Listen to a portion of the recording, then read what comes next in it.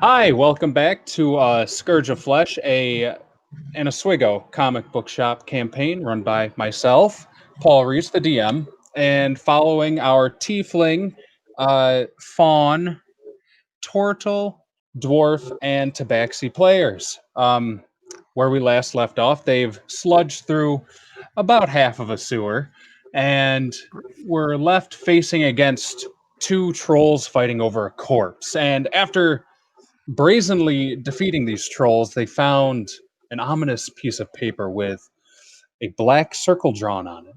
And suddenly, the turtle Guido was drawn into this black hole with hands twisting out from the circle, trying to draw him in and seemingly feeling for something on his person.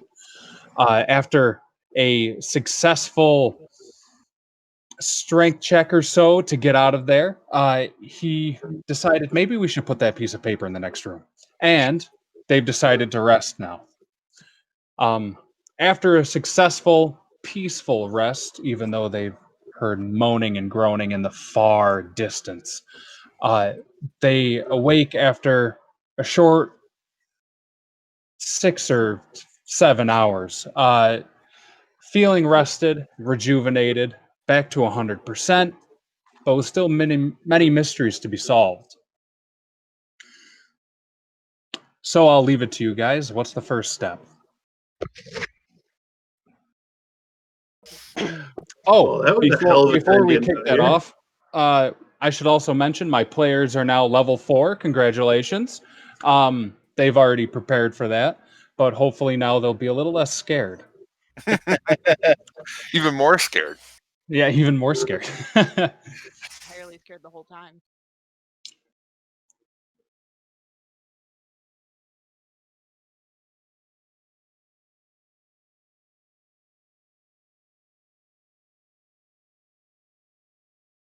Really? Okay. Yes, Camellia, your voice is very low to me, just so you know. Yeah, it's low to me too. Okay. Okay, let me see if I can fix that. Okay. Technical difficulties as always.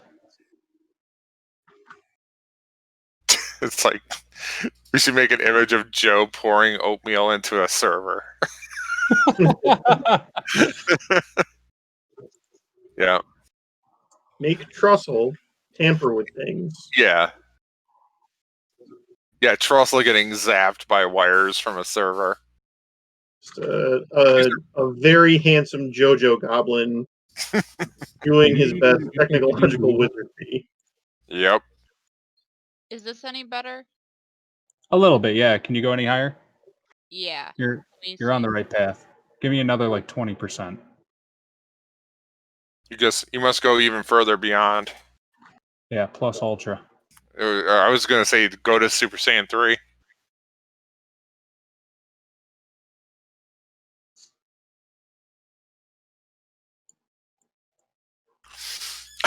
Oh no, what's that? Oh no. It's a That's the goblin, next believe it boss. or not. That's our new god. What are you talking about? Chandelier boss. Ooh. We'll never be able to take it. His beautiful stand powers. Okay. Is everyone ready? Yes. If this isn't better, I have another headset I can use. Again. I think you're good for now. Okay. Joe's the stream back. Okay. Oh, okay. All right. All right. So, what do we do, players, now that we're back 100%? Well, Guido, that was a surprising adventure, we'll call it. What did you see when you were being torn into the portal? Just so many hands and darkness, and it felt like they were reaching for something, but I don't know what it was they wanted. Like it, I don't. If Turog has anything to do with this area we're in, this is not a good place to be. What is Torag? Troubling indeed. You can make a religion check to see if you would have any memory of that. Oh, this will go well. I mean, it legit just was a conversational question. But 3. If he was mentioned, it was in name only. Turog is one of the betrayer gods from back during the times of the calamity. He, Oh boy. not a good person. Not someone we want to be messing with. I would agree that he's not a good person. Betrayer god usually leaves a bad connotation. Yeah. I wonder if we've stumbled upon a cult of some kind then. Do you think it's responsible for the zombies?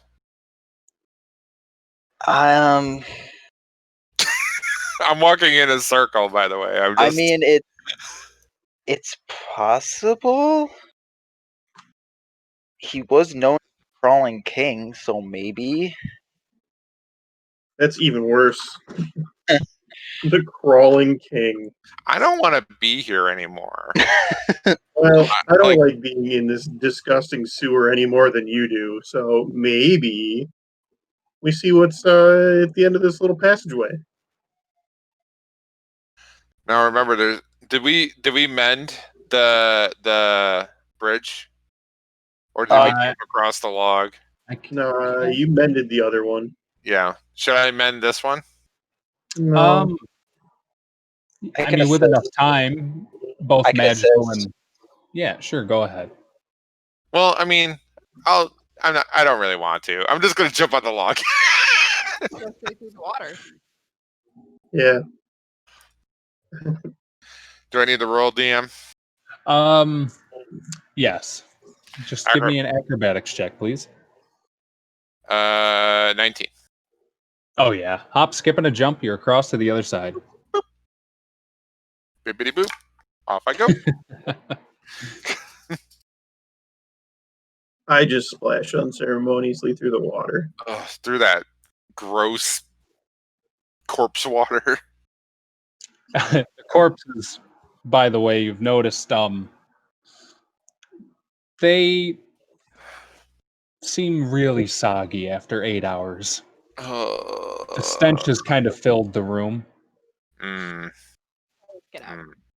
Yeah, I don't want to be first, but I'm very eager to leave. Paladin volunteer. Yeah. I'll go behind the always. paladin.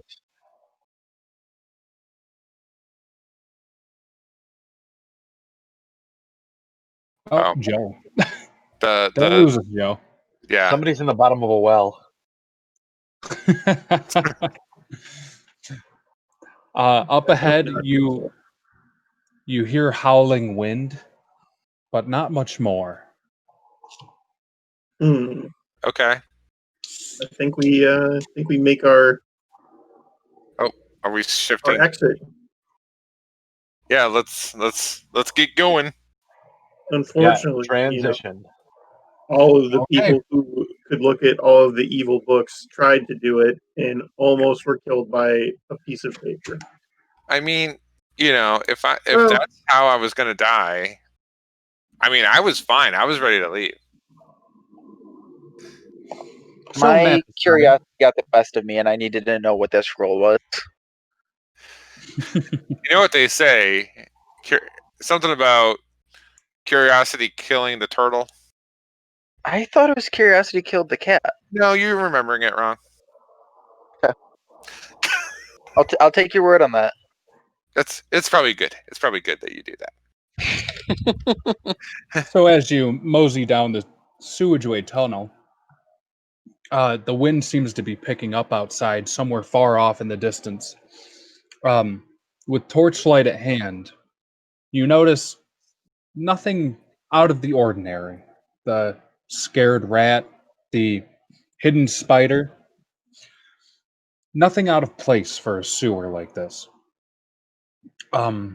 Eventually, you come to a dead end, and this dead end's been caused by a large viney blockage. Not even light is getting through. You see the faint trickle of water coming from each little spot, each opening that would be.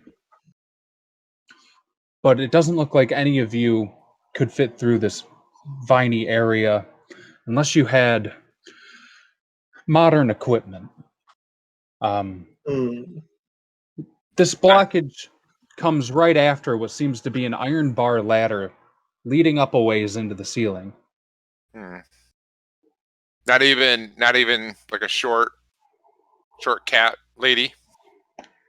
I'm thinking like dime piece sizes leading through the vines that kind of cause like a jet spray of water to kind of shoot at you guys.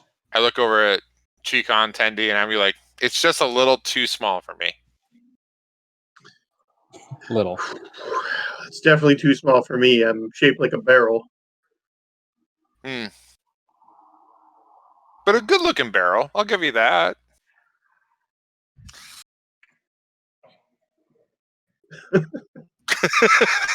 And then nothing. Okay, so you said that there's a ladder maybe leading up? Yes. The ladder seems more or less untouched. Yeah, all of you would notice it. It's pretty much the only thing that stands out other than the vines. I guess I'm going up the ladder. So with your dark vision, Bakar, you're able to see that this tunnel extends up about 20 to 40 feet, somewhere in that range. And then there is handholds to pull yourself to a platform.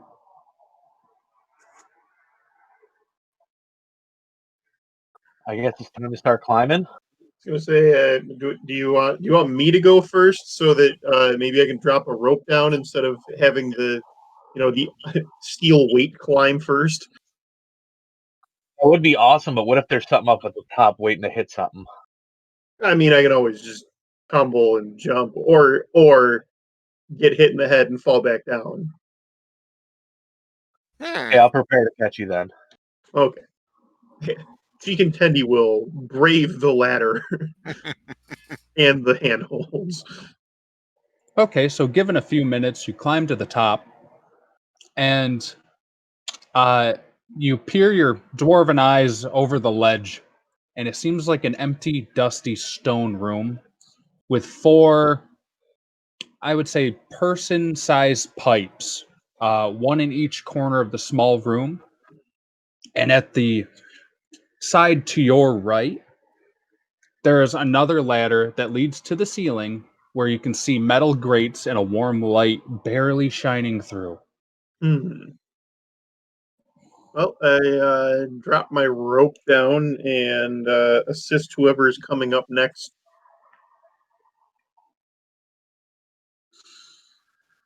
Yeah, I'll I'll go. settle up. Oh, go ahead.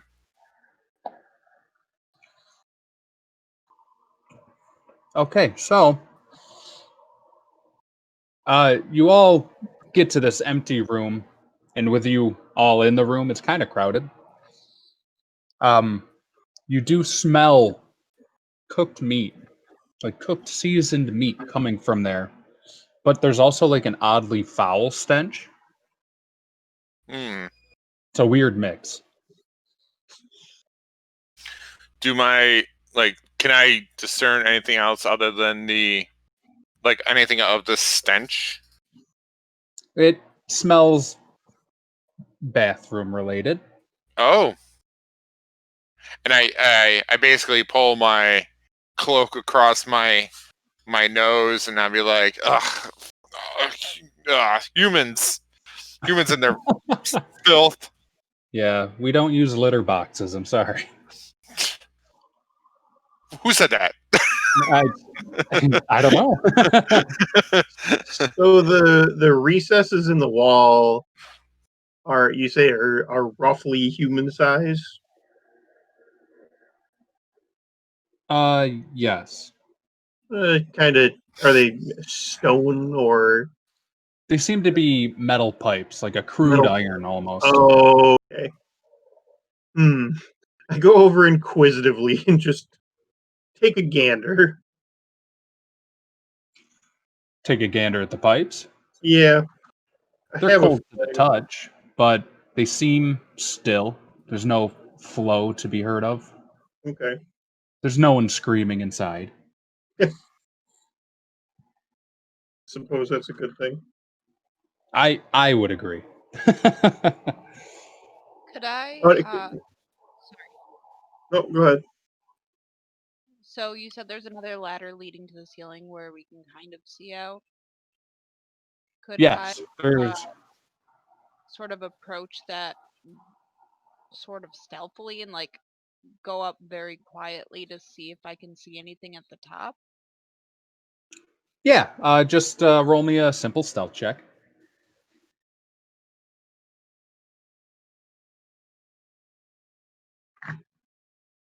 Well, that's a 10.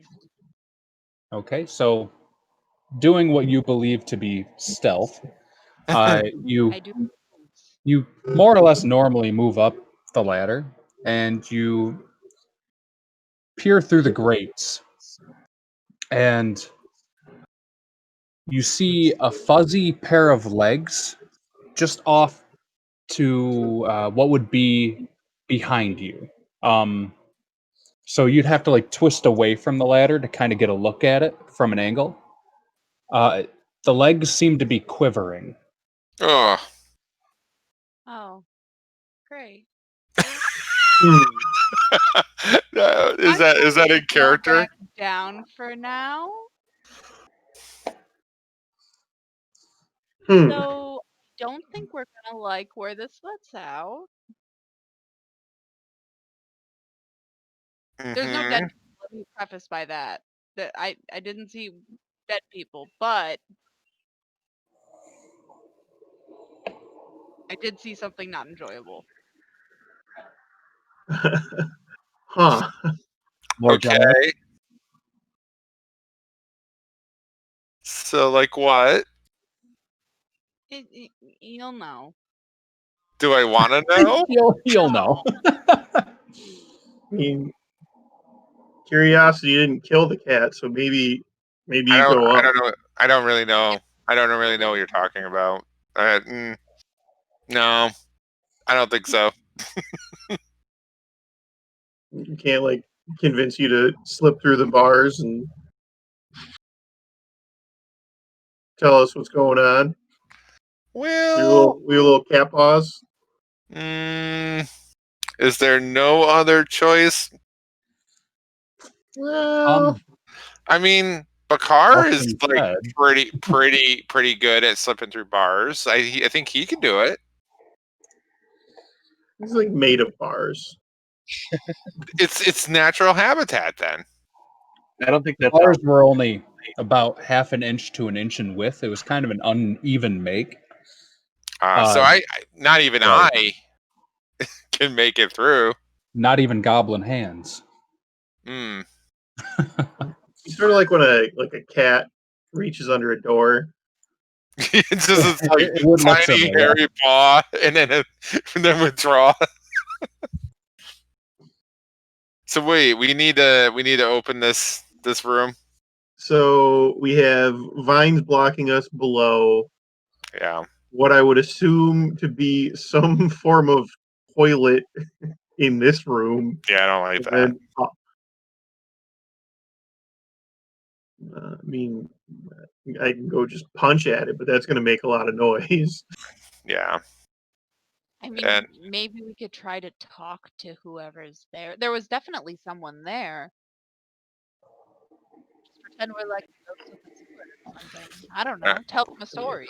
I don't know that I could lie my way through being a toilet monster, but if somebody else wants to try, who's got the smooth silver tongue, Well, I wouldn't say cat. Phil, but well, when you put it like that, maybe I could do it. And then okay. and also too because it was the kind of the flattery of the smooth talker that kind of turned the tide on that one. So, and also too, I also remembered that I have the ability to misty step, so I could get out in a quick dash. Imagine that. All right, so should Wait, I? before you go. Yeah. I'm gonna walk over to Meow Meow and reach out like I'm going to pet you, and then pull some of your fur out. What? Immediately, daggers are out. Wait. And then I pull out. More hair. Actually, question: if I have a spell that requires touch, I wouldn't be able to use my sitar, correct? So you would have to touch them while using the sitar, because the sitar is your spellcasting focus. Yeah. Okay. Then I'm going to very quietly as I can pull out. No, actually, never mind. This won't work. Well, I'm gonna save that for later, though. Do you take my hair? Yeah. you pull out my hair and you're like, I'll save that for later. Just a Tom and Jerry yell. I know, yeah. Yeah. I mean, just in case you get eaten or something, this might come in handy. I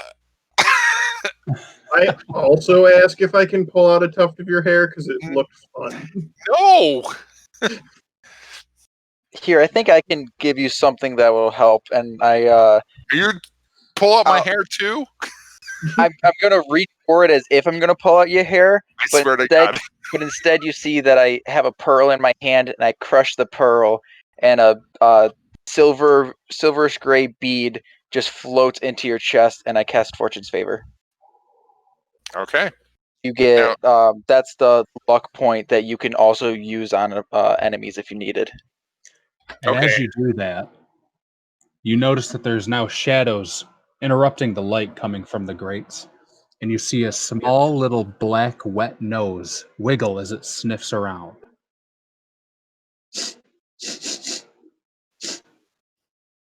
And then it stops Don't want to do that. and it backs away.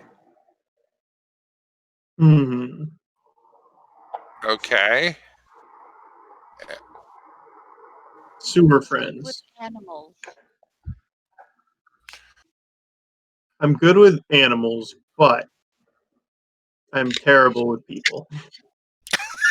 Well, then that's great because I don't think it's a people. Well, I mean, But I have And you strong see, punching instincts and feel like I might just want to punch it. so you see two different sets of 3 fingers go in between the bars and curl around them and start to lift it open. what? And then you see the upside down head of what seems to be a fox or a jackal with a monocle on one of its eyes peer down into the hole and go, "Well, I'm not an animal. Oh, What are you talking about?" Oh, it's Crombie. No, I am Zacchaeus. I'm no I don't know. Crombie. You look a lot like my friend Crombie. Why are you in the sewer? Oh man, tell me about it. This has been quite a day. Why are you not in the sewer? We're hiding. From You what? should come up. You could probably help. We were Okay. hiding too in the sewer. Yes, we're currently in the well-worn inn. I'm sure you've heard of it. Have we? Wow, we went pretty far. Anyone who is familiar with Blade Garden would know that this is the only inn in Blade Garden, just on the outskirts, outside of the sort of training citadel they've created. This is the only stopping place for merchants, traders, musicians, or anybody going from one place to another that would happen to go through Blade Garden.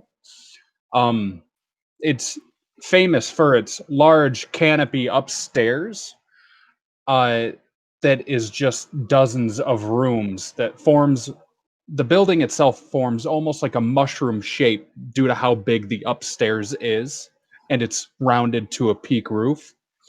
Uh, it's very famous in this area of the Dwendalian Empire. Hmm. And this furry creature is claiming that that's where you are. And he's that's not probably where I got Crombie. arrested.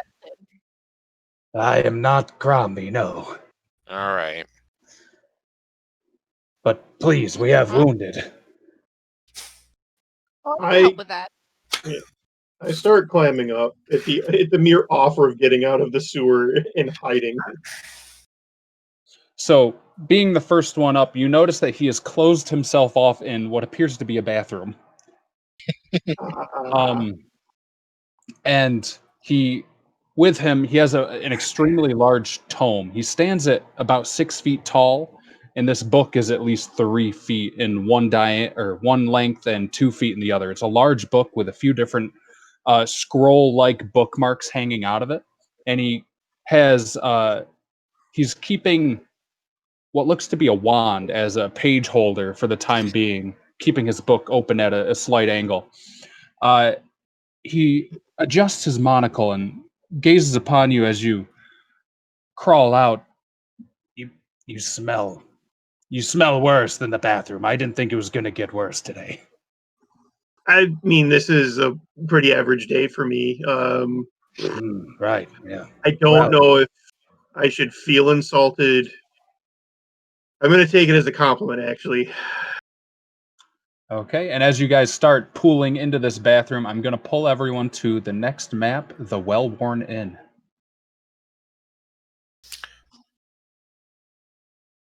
Let me know if everyone sees it.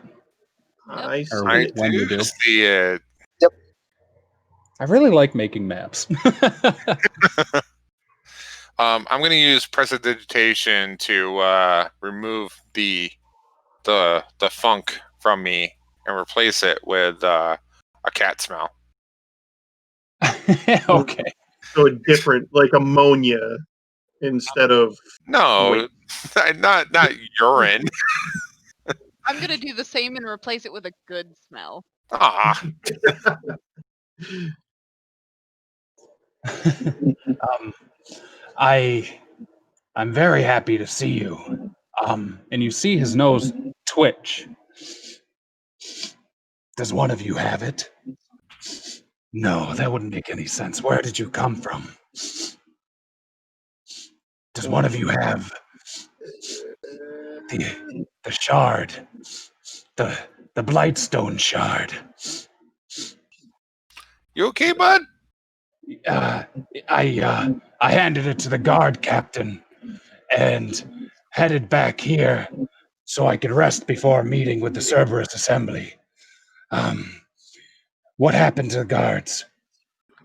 Mm, The dead guys? Wasn't good. Terrible. And he sticks one of his arms back inside his large purple robe and he pulls out a scroll from seemingly nowhere. And he opens it and there's a black circle on it. He's like, oh, Have you seen one of these? Oh, I immediately retreat into my shell as soon as I see it. Fear not, I've already removed the curse.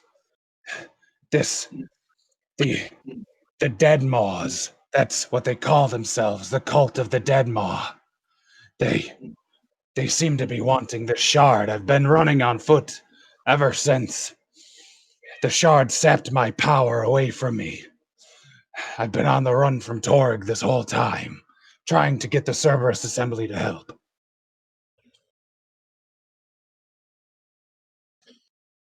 well, I don't know what the Cerberus Assembly is, but maybe we can help each other out, because you seem to be holed up in this bathroom.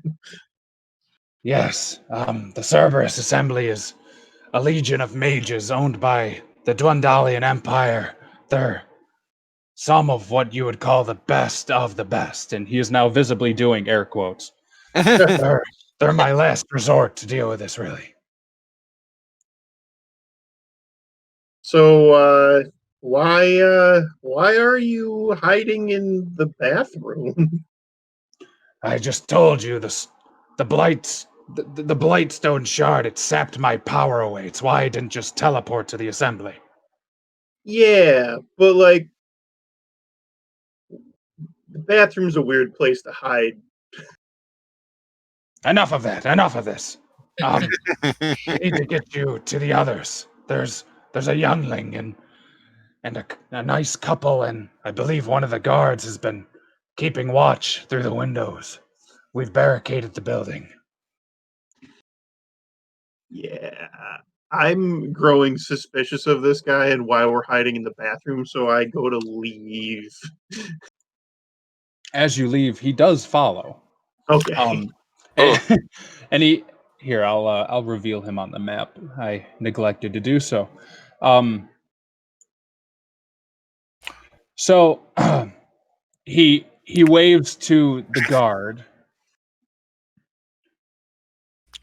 I look over to Guido, and I'm like, I'm still not convinced this is not Crombie, by the way. I'm gonna be honest, I don't remember who Crombie is. Don't worry about it.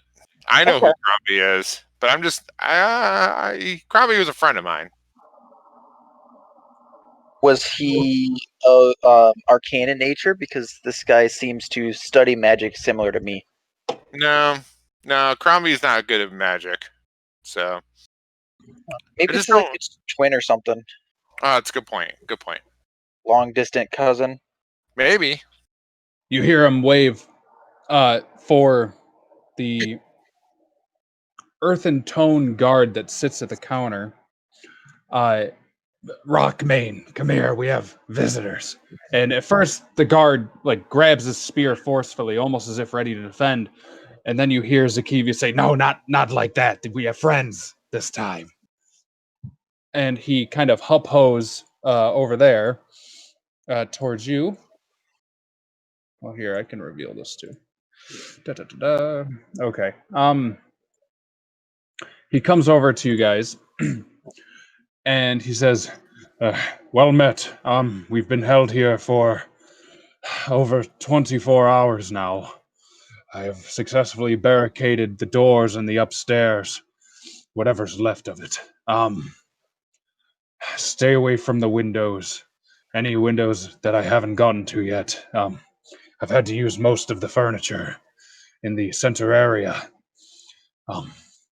I do have bad news, though. I don't know if any of you knew them, but Marilyn and Tom, They're dead. They're outside.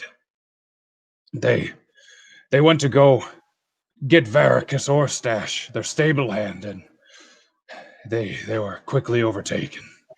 Do any of you know them? I don't. Overtaken by what? The undead outside. Ooh. We just came from a place with a lot of them. At the mention of undead, Bakar wants to divine sense for the undead. Okay, and that's 60 feet, correct? Correct. So the only thing that becomes apparent to you is that your furry friend is a fiend. Me? Buttress. The other new furry friend. Sorry, like, I forgot about you completely. I'm just looking at my own paws, and I'm like, I maybe. Me? I never knew. That explains a lot, really. Yeah.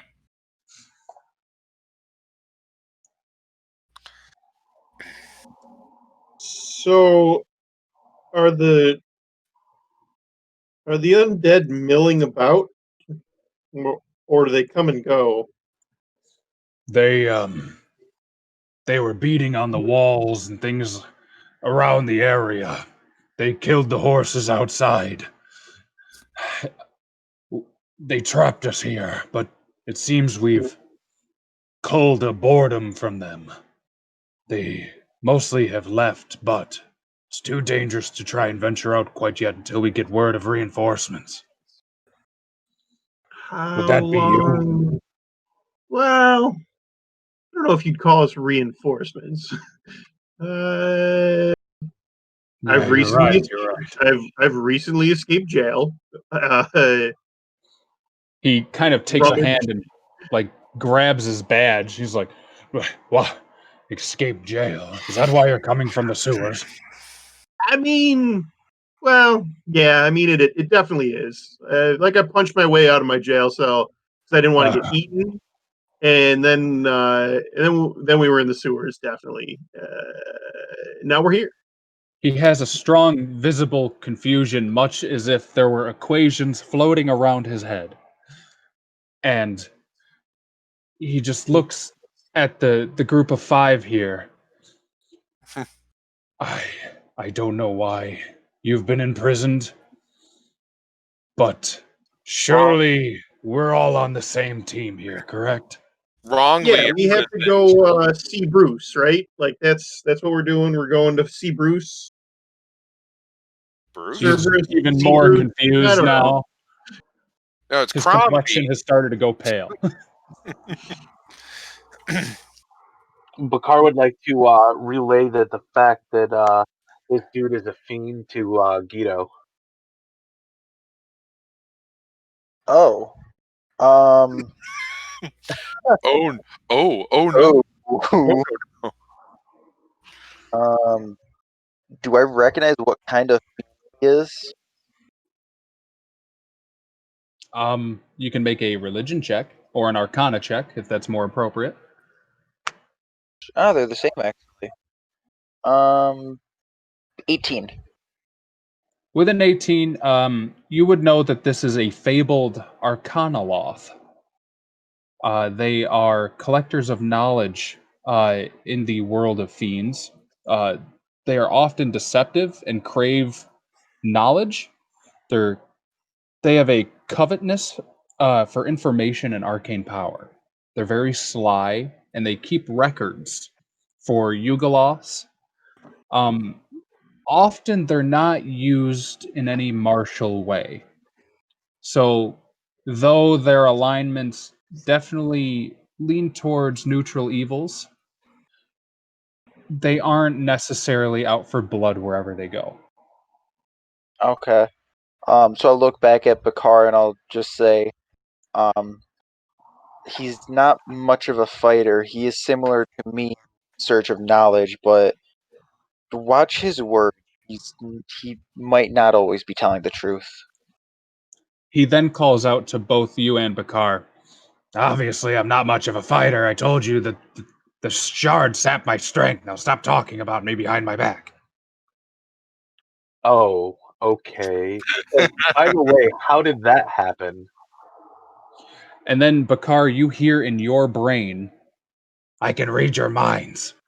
It's part of the gig. I repeatedly in my mind say my name. Meow meow meow meow meow meow meow meow meow meow meow meow.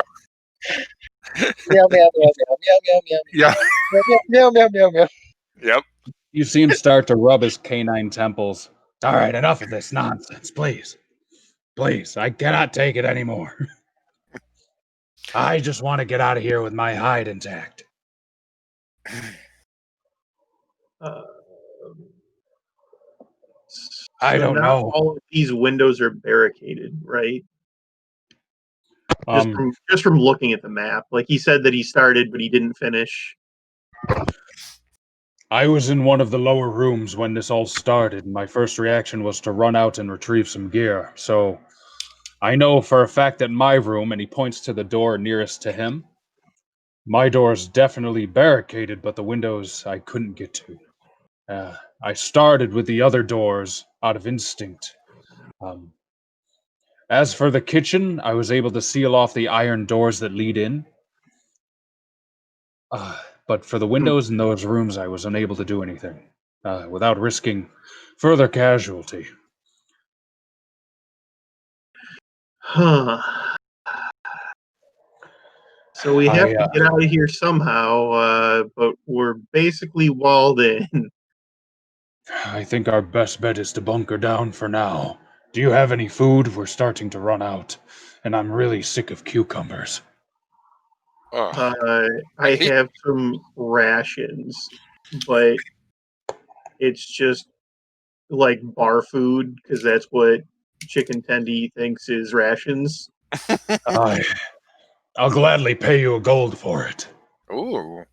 Well, Uh, I understand that I'd like to get out of here alive, not broke. I will give him 2 rations. Thank you. 2 gold it is. Here. And you see him like lift his face plate of the helm, and he's just like shoving in what seems to be chicken wings, loaves of bread, peanuts, whatever Peanuts, you had in your yeah. pockets. Most of Stale it's still popcorn. soaked. Oh yeah, Still soaked in sewer water. He doesn't care. Oh, I could have fixed that. Oh, well, whatever. Then Zakivius pipes up. Rockmane, you've been here 24 hours. Why are you so hungry? And he's just like mumbling under his breath with food in his mouth. It just seems to be curses. There's some crocodiles down in the sewer if you get really desperate. Mmm. He spits some of his food out. You're serious? I thought that was a childhood myth. Nope. Oh, no. We killed him. yeah, How do they survive the winters up here? they're pretty big. So I guess they rub together for warmth. I don't know. That is Oh, true. well, Oh, there's also a big weird snail down there. I don't know if you guys saw that. Oh, yeah. How's Tin Cup doing? Oh yeah. Tin Cup, sorry, not Tim Cup. Tin Cup seems to be sleeping within his shell. Aw, what a little He baby. is a little baby. But he seems fine, more or less. Pleased. Zakivius once again speaks up, and he takes the wand from his book, and he's kind of tapping your shell, Guido. Yes.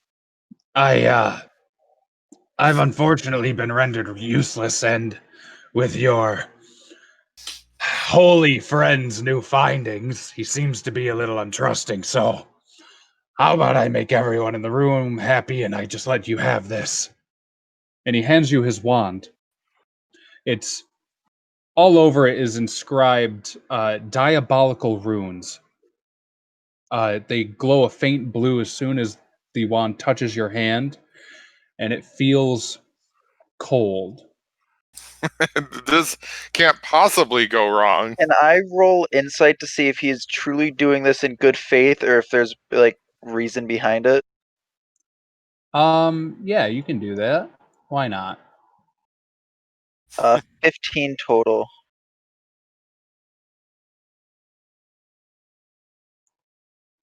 15? He seems to be honest. Okay. I'm just gonna sit there and inspect the wand. Do I recognize the runes or what this wand is?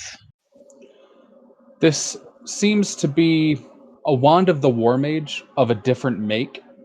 Uh, it's not made of wood like a lot of wands. It's made of like an old slate stone that's been carved into a wand-like shape. It's thinner on one dimension than most wands. It's probably why he was using it as a bookmark. It fits in your turtle hand fine, and it doesn't seem cursed. Uh, other than that, I mean, it's a wand of the War Mage. Okay. Well, thank you. Yeah, I would like that back if we live through this, though. I can't use it, and you look like you can, you know? Of course. I mean, we better live through this. I trudged through the I would sewer and like almost to. got killed by a troll. Yeah. Ch- tr- um, did, uh, did you see anything weird when you were down there? Define Everything down there was weird. weird. Explain it to me in detail, please. And Like, Guido just goes into a full retelling of everything down to the last speck of dirt in the sewer until someone stops him. I stop him. we So you even really tell made him him about the poop. continue his work, even though he was scared and alone. That's cruel. No, That's what Guido said. The kobold, poor yeah, guy. yeah. I mean, he did agree to shovel all that poop down there and just did half the job. So we made him do the other half, I kind see. of. And then I by mean, that I mean put it back where it came from. yeah, I mean, like, he was paid for a job and he did not fulfill all of the tasks, and we released him from his contract. He did a really crappy job. Ba-dum-bum, Very. ba-dum-bum. I keep forgetting that I also have that owl bear rug that is essentially a robe. Yeah. It's soaked. It is Yeah. soaked. Oh, it's filthy. It's smelly and filthy and soaked. All the time-worn leather from touching the floor. It's I now saturated in sewer water. as I'm I'm standing next currently to Chicken Tendy, I'm just like, and I'm like, I put my hand out and I just press the digitate it away, can I like all the dodge that? Can I awful. dodge it? Is there an opposed check so that you can't clean my stuff? I mean, you can sure try. I'm just gonna make it smell like barbecue. Seems your speed. Ooh, what kind of barbecue? I don't know what weird animal do they have here. Apparently crocodile. Oh, crocodile You could make barbecue. you could make it Um, smell like barbecue owl bear to just add into the weird Yeah. layering. There we go. It You still smells notice like that while chicken you because I don't know what that smells like. you notice that while you've all been talking, everyone went back to their positions and they're all behind the bar now. All right, everybody, let's do a huddle up now. What's our take on all this? Well, we're holed up in the Winchester. Yep, we're gonna pour a pint We and might as wait it well out. have a pint. Wait it out. I don't know if we can really wait it out. There were hordes of undead where we came from, and very likely hordes of undead behind some of these very doors. Well, worst case scenario, we always have an escape route back into the sewer. Oh boy. They'll Yeah, I never mean, I be guess we coming can for just us there. fight those vines for the rest of our lives. Yeah, Nobody has anything to help us get through the vines. I have fire magic. yeah, Oh, yeah. We got plenty of ideas. Got a great sword. Yeah. And my fist. All right. So the backup plan is we escape through the sewers. But let's stick it out Like here and part see what two, happens. like Escape Through the Sewers Part 2.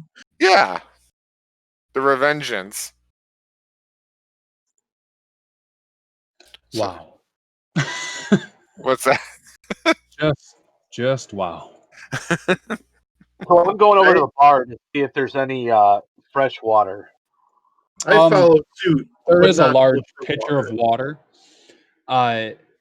There's a couple pewter cups next to it, and as soon as you get close, the guard puts a spear tip over the lid of the jug. Now, don't drink all of it, please. This is all I could find. How much alcohol is there, though? There's quite a bit actually, and since the inn owners are dead, I'm sure they wouldn't mind. He reaches below the counter and he puts up a couple bottles of some generic local ale. Perfect. I need to even out how not drunk I am. I've slept my hangover off. Need to refuel. Yeah, like you're literally losing power as you talk. It's true. I'm listening. So is everything else.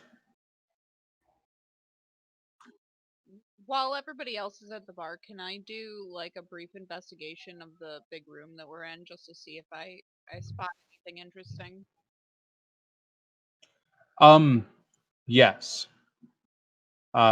In roll investigation or perception, whatever you prefer. Okay.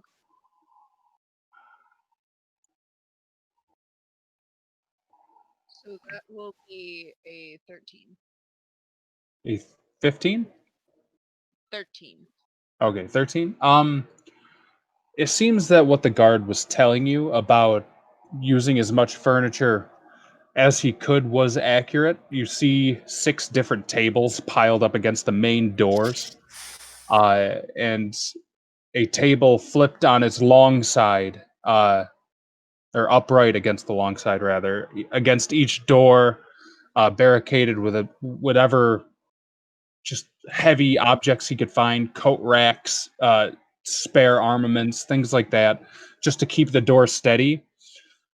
But nothing seems to be out of place, really. Like, there's nothing pounding on these doors. And you notice that when uh, Zakivius and Rockmane were talking, they weren't talking in a hushed tone, so they weren't worried too much about being, like, silent, per se. And you notice the door to the kitchen over here. Um, it it is chained up with uh, some generic chain that might have been lying around. And you notice in the very center of the room, about right here, there is a very large sterling silver chandelier still hanging from the ceiling. I marvel at it. Beautiful. It's hard not to. I put my little paws on the bar and I push myself away and I tilt my head to look at the chandelier and I say, my old nemesis. How high up is this chandelier? It's about 12 feet off the ground. The ceiling goes up to a good 16 feet. It's a very tall room. Am I strong enough to throw Meow Meow into the chandelier? I think anyone in the room is strong enough to throw Meow Meow, considering that she's probably 10 pounds soaking wet. Oh boy. How dare you? Is he strong though? No. I'm not weak, but I'm certainly not strong.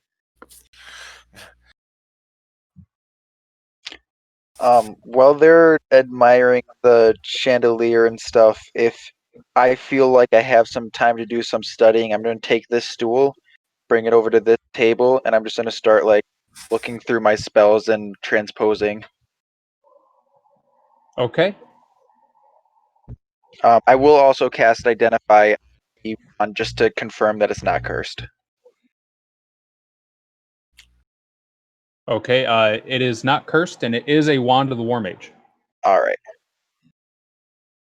With the exception that when you cast a spell that requires a ranged attack roll or melee attack roll, you can add 1d4 cold damage. It's not much, but it's honest work.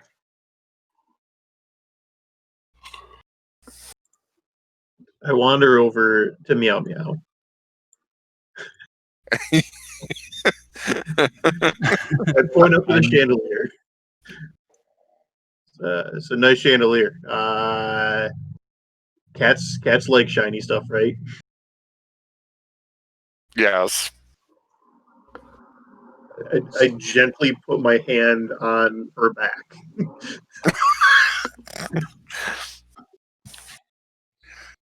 I attempt to not be touched.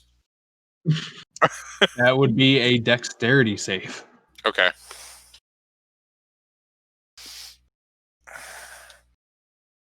You look at my stat here. Okay. Does a 19 work? That would be a save against his, let's say, dexterity check. So yours was a 19. Chickon Tandy, go ahead and roll a dexterity check. Deftly maneuvers out as though she knew exactly where my mind was going.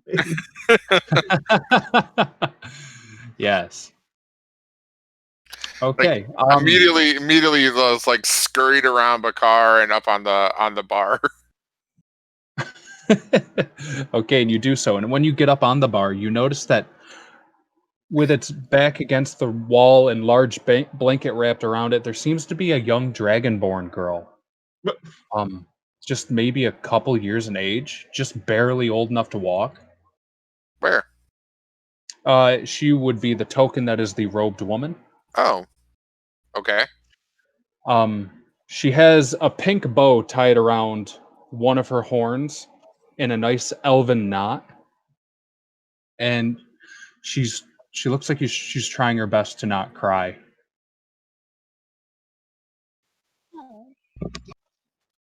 I go over. Can I go behind the bar? Yeah, nobody seems to be stopping you, but the guard does keep his eye on you as you approach the child. I keep one eye on the guard too. It's gonna look real weird. I got like one eye following him and one eye on the child. Chameleon cat. Yeah. How big is that jug that's holding the water? Oh, I'm sorry, what? How big is that jug holding water? It's maybe the size of your head. It's not too big. It's like a normal pitcher.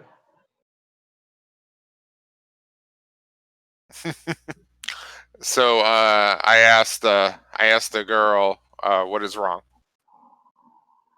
She kind of just looks at you, is visibly confused, and then pulls the blanket like over her head and kind of like tries to hide herself. I say that you don't have to be afraid. What's wrong? I mean, there's not like a horde of undead outside. She just starts crying for her mother. Where did your mother go? She's too busy crying to answer. I can You roll a get the charisma feeling check. that it's not a good thing. You can roll a charisma check, or one of the charisma skills if that's where you're leaning. Yeah, I'm gonna go. I'm gonna try to like. Intimidation. Well, yeah, deception. Where's your mom? Where is she? And start slapping her. She owes me money.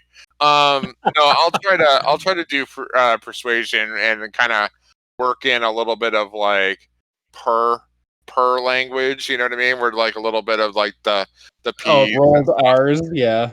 Yeah, and that kind of thing. I can't do it because I have a crappy human mouth. Oh yeah, no, I get it. Yeah. I got a 17. She pulls the blanket down, and you see just like the top of her snout, an eye, and a single horn. And you hear like a muffled. She never came back.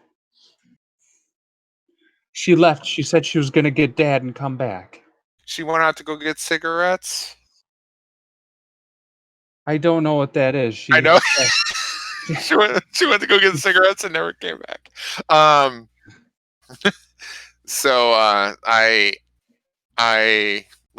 put like a tiny little cat paw on her knee. Is she sitting or standing?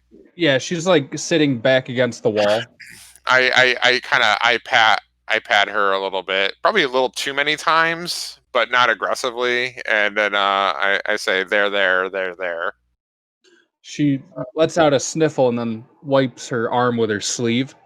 And then she stands up, and you notice she's like a foot and a half taller than you now. Oh, that's fine. And she's looking down at you. Thanks. Are you here to save me? Maybe. Bakar just says yup as he's looking for something to stand on. Why are you trying to stand on something? She looks over to you with like a she looks over to you with like a very familiar twinkle in her eye. Okay, all right. And she goes over to the counter and she picks up a spoon, and you see her like do a little battle pose, or whatever a 4-year-old would think a battle pose is. And she's like, "We're gonna get him and get my mom." Awesome. It's a sad sight. During this, Chikon Tendi has started to take whatever tables and chairs to stack them underneath the chandelier in some sort of strange pyramid-like object to attempt to tie a small pouch to the chandelier with an amount of money in it. So while you're doing that, which there's probably enough furniture scraps to get you there, you see the guard walk over to the Arcanoloth, Zakivius, and he has his arms folded, and he's looking at you, and you see them both talking amongst themselves in a hushed tone, discussing clearly what it is you're doing, quizzically. And then eventually the guard calls out, are you planning to steal that? It's more like a athletics challenge, I guess you could say. In my hometown, there's the TLC match. I understand. Well, just don't make too much noise. I don't know where exactly our friends outside are. Well, the worst case is I can climb to the top of that and deliver a righteous elbow drop. He gives you a Grizzly Adams nod. I think it You might know even exactly do a what little I'm bit of talking about. radiant damage. Perhaps. So, while this is happening, it's been a few hours of downtime. If there was something you were trying to accomplish, you could have easily have Yes. done it. So while Bakar was up there, or while Chicken Tendy was up there, can I pass him a knife and my mess kit to tell him to fill it up with silver powder? Oh, Yeah, you the can. whatever I'm tying up there. Yeah, I mean, Yeah, just scrape that chandelier to get some powder off it. oh, scrape the chandelier. Yeah, I just say sure. Like in my musings of setting up a TLC match in the middle of this room. Yeah, like yeah, that's fine. Yeah. Obviously, yeah. Tables, ladders, chairs. What?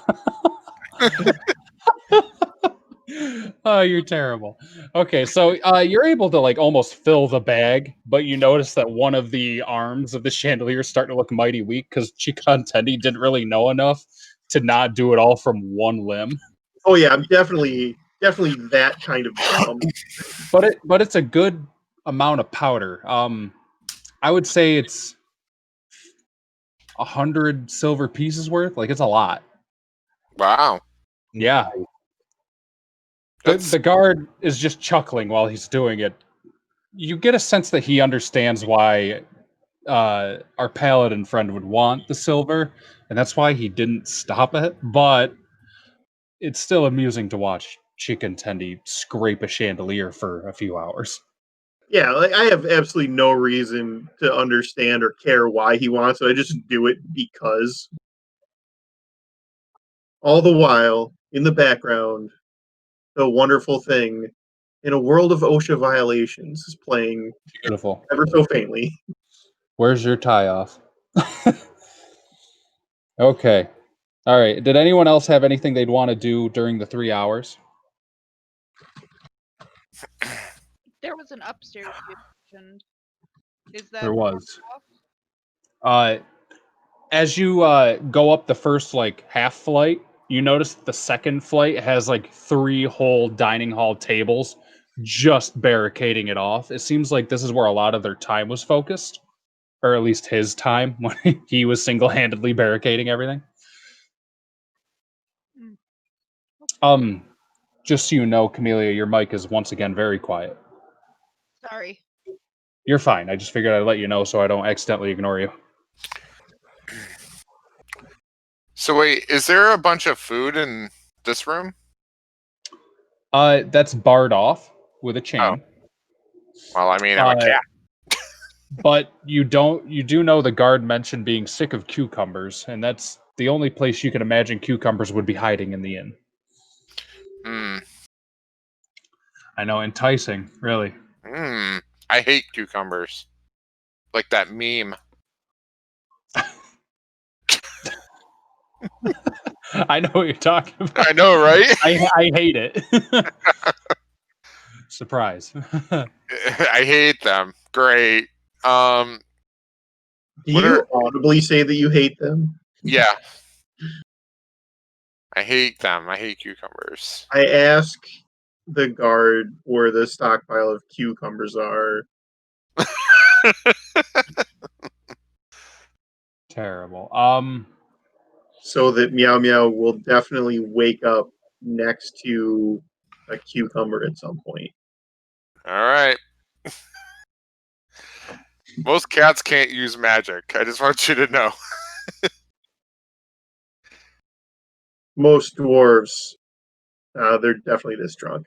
Yeah, yeah, yeah. I want to check the other like barred off rooms.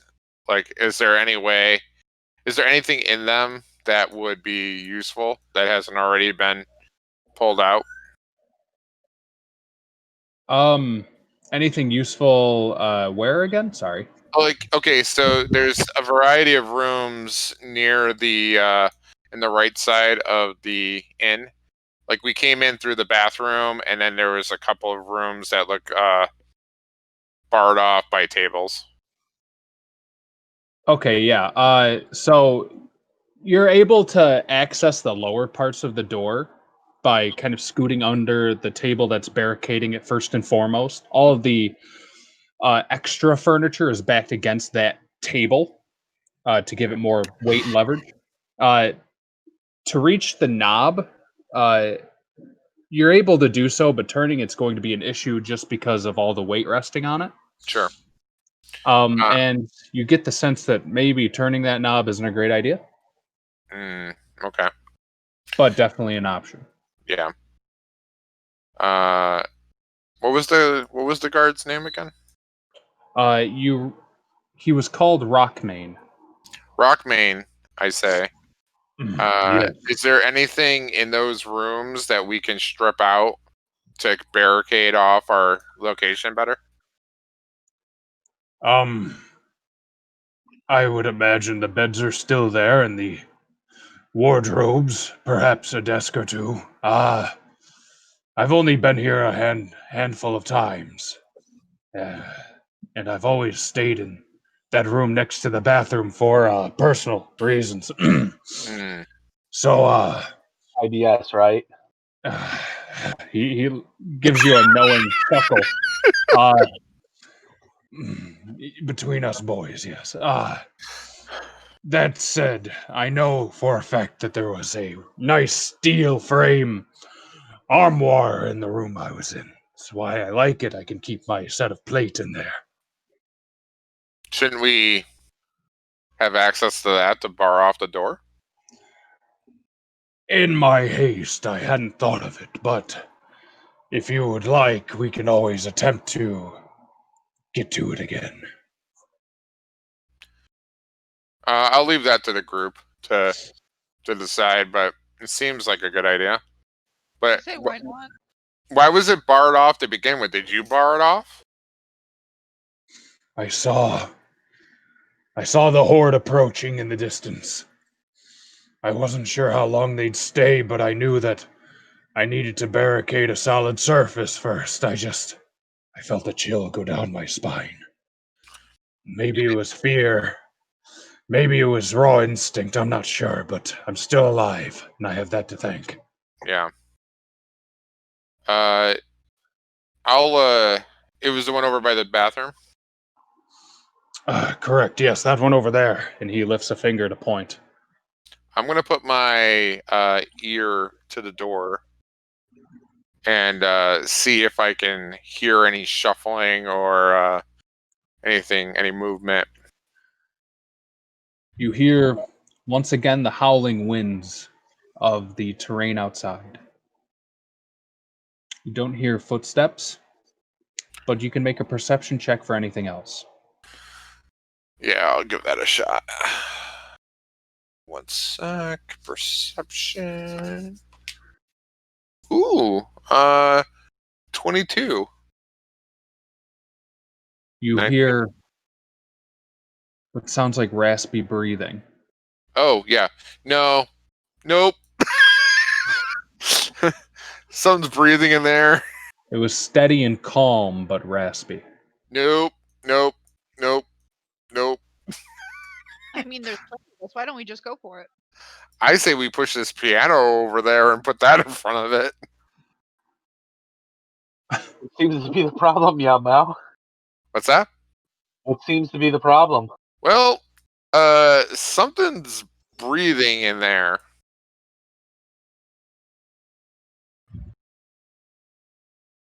Maybe somebody got locked in there. They need to get let out. I didn't get the sense that it was good. If any of you get anything on a short rest, you all would have had a short rest by now.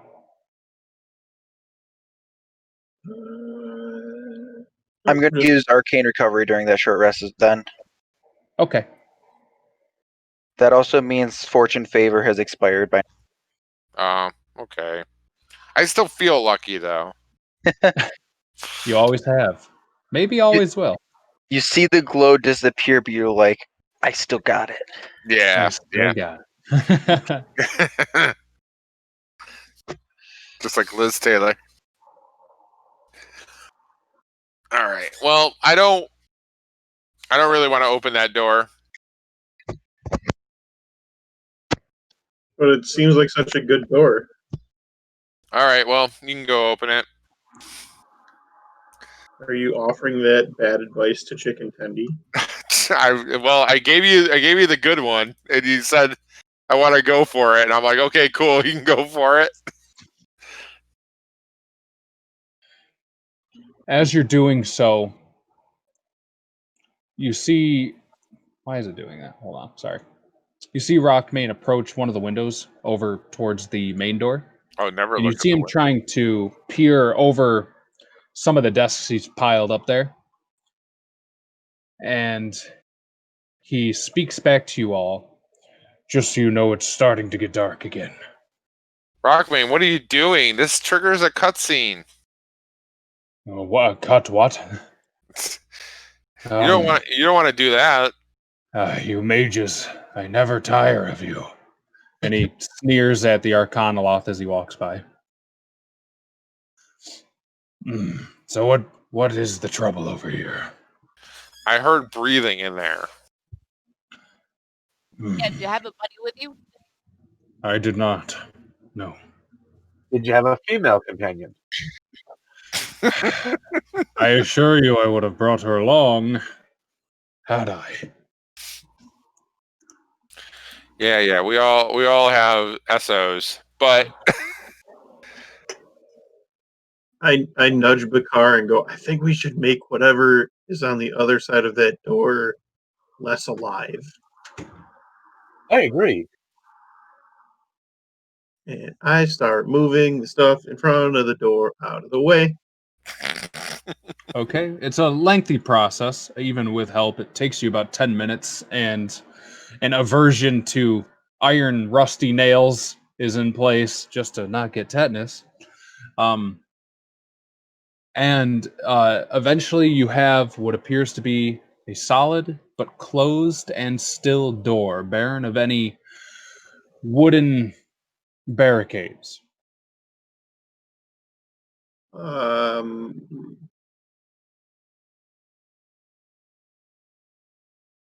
yeah, can I ready an action? Yes, you I can. think we need to tell our Dragonborn and our Canalith friend there to just kind of hang back a little bit, maybe hide. So I'm gonna ready an Eldritch Blast Okay. for if something tries to spring forth from the open door. Okay. So we're opening the door. On the count of three, Bakar. All right, let's do this. And with 3, 2, 1, you cautiously turn the knob and push the door open. And what lies in front of you is a couple broken windows. Bed sheets that sway in the wind, clothes that have been thrown about the room, and a snuffed candle. A freshly snuffed candle? There's no smell of smoke, but it's dark and it's cold. Grip the greatsword a little bit, and I step inside the room. And as soon as you do, you hear a snarl to your right. No. As an undead makes itself known and lashes out at you with attack from a hidden position. Hold on, I'm opening the sheet. You know how it is. He he comes down on you with both fists. Ooh. Does an 18 hit. 18 hits because I'm using the greatsword. Okay. So he deals 12 bludgeoning damage. Uh, Oh damn. okay. Yeah, so you just take the 12 bludgeoning, and you notice that this revenant of sorts is keeping its blood red eyes gazing upon you. And with you all hearing that, you should roll initiative. Did it never got into my field of view? It's currently hiding behind the wall. It seems to have a sort of intelligence about it. Okay. Your action is still readied until the start of your turn, though. So it might come up. Okay. Okay, I'll put up the turn tracker. Do. Turn tracker. There's that. I have a couple quiet players tonight. No, you don't. Yes, I do. I prefer Bakar's original initiative of 169. First forever. Oh man, I can't get this to. It won't like accept my number here. Yeah, every now and then it's a little funky. Oh Jesus. Who has the higher dexterity between Bakar and Guido? I have a 13 total. Not me. All right. There you go. Chicken Tendy, how did you get such a low roll? I don't know. That's terrible. He's also on there twice. Oh, I'll delete this one then. Yeah, Okay. because if you actually, Ed, I just use the regular roll 20 he's stuff. about So to put the dead in dead last. So I rolled a 2. That's how. So far, my rolls for the night are a 9 and a 5. It's gonna be fire. get the bad ones out of the way. It's fine. All right, we're starting with Camellia, who just heard two bare fists come down on plate, making a very dull bashing noise, and you hear Bakar kind of wince in pain, letting out a grunt, taking the blow. Oh no. So I'm going to try and get in the room, Okay, you can do so. go towards this back corner. I know that'll sort of given it. Well, does it still get an opportunity attack? Because it just sort of took one. Um, that was like a surprise round, so it does still have its reaction, which it'll use. So does an 18 hit you? 18 does hit me. Okay, and you take 6 bludgeoning. Okay. Not too bad. Yeah. He's all fists too. It's weird to see an undead punching. So I am going to pull out my crossbow and ready a bolt to fire at him. Okay. And it's going to be garbage. So never mind that. Happens to the best of us. Okay. You just send a bolt and you hear it kind of twang in the wall behind him. Is that all you have for this turn? Yeah, it seems like that's all I'm doing this turn. Okay, Meow Meow, it's you. Your held action has been wasted, but now your reaction is once again yours. What are you doing? I think I'm gonna go here. I can kind of see him from this angle, right? Yeah, you can see about half of him, giving him half cover or so through the doorway. Does this make it better? One moment. I'm just making sure I know what half cover actually means.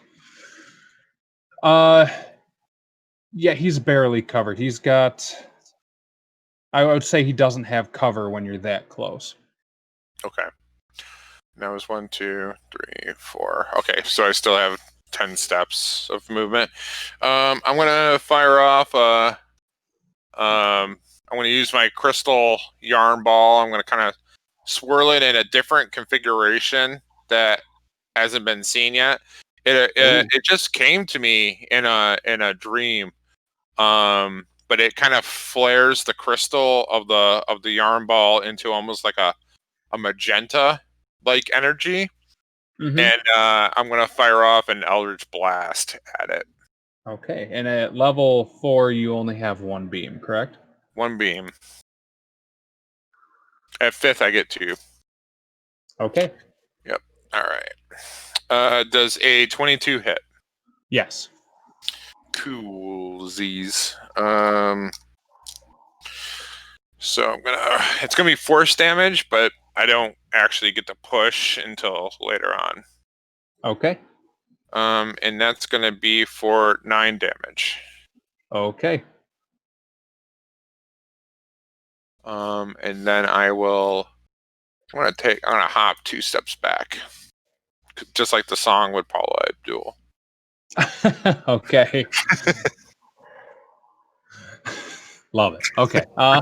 Sorry, you completely distracted me. I know. I Theo, ruined you. I ruined you. just wow. Okay. Okay. So in an attempt not to get too clumped up inside that room, I'm just gonna move up here, and can I see him through Chicken Tendy? Yes, ever so barely. With that obstruction, he does have half cover, which for you that is +2 to AC and Dex saving throws. It is also ignored because of my new wand, so I'm going to cast Firebolt through my wand. Well, lucky you. So that is a 20 to hit. Okay, that'll hit.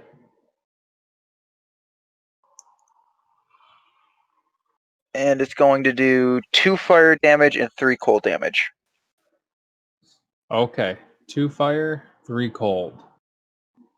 All right, and you see the blue flame bolt kind of hit, and the flames shatter in a snowflake pattern, and it leaves like a good frost imprint on its breastplate. It's affected, but it doesn't take the blow back, and it looks at you and looks back to Bakar. And with that, if that's the end of your turn, it's Bakar's turn. Yeah, that's everything. What was that? Sorry, my dogs are barking. Oh, okay. Where are my dogs at? I didn't realize you guys could hear that. In response to getting whacked so hard, Bakar is gonna use Shield of Faith. Okay.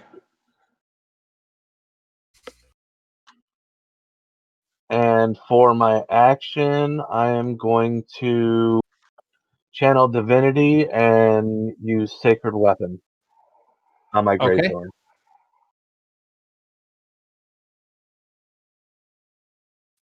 And All move right. there, and that's it. All right. It's still training its red eyes on you, Bakar. And with that, it's going to use its action to give you a vengeful glare. It's into you. You must make a DC 15 Wisdom saving throw.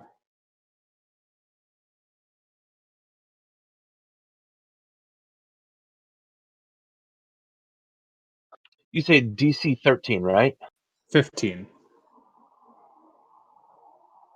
Okay, so I thought I heard 13. So, yeah.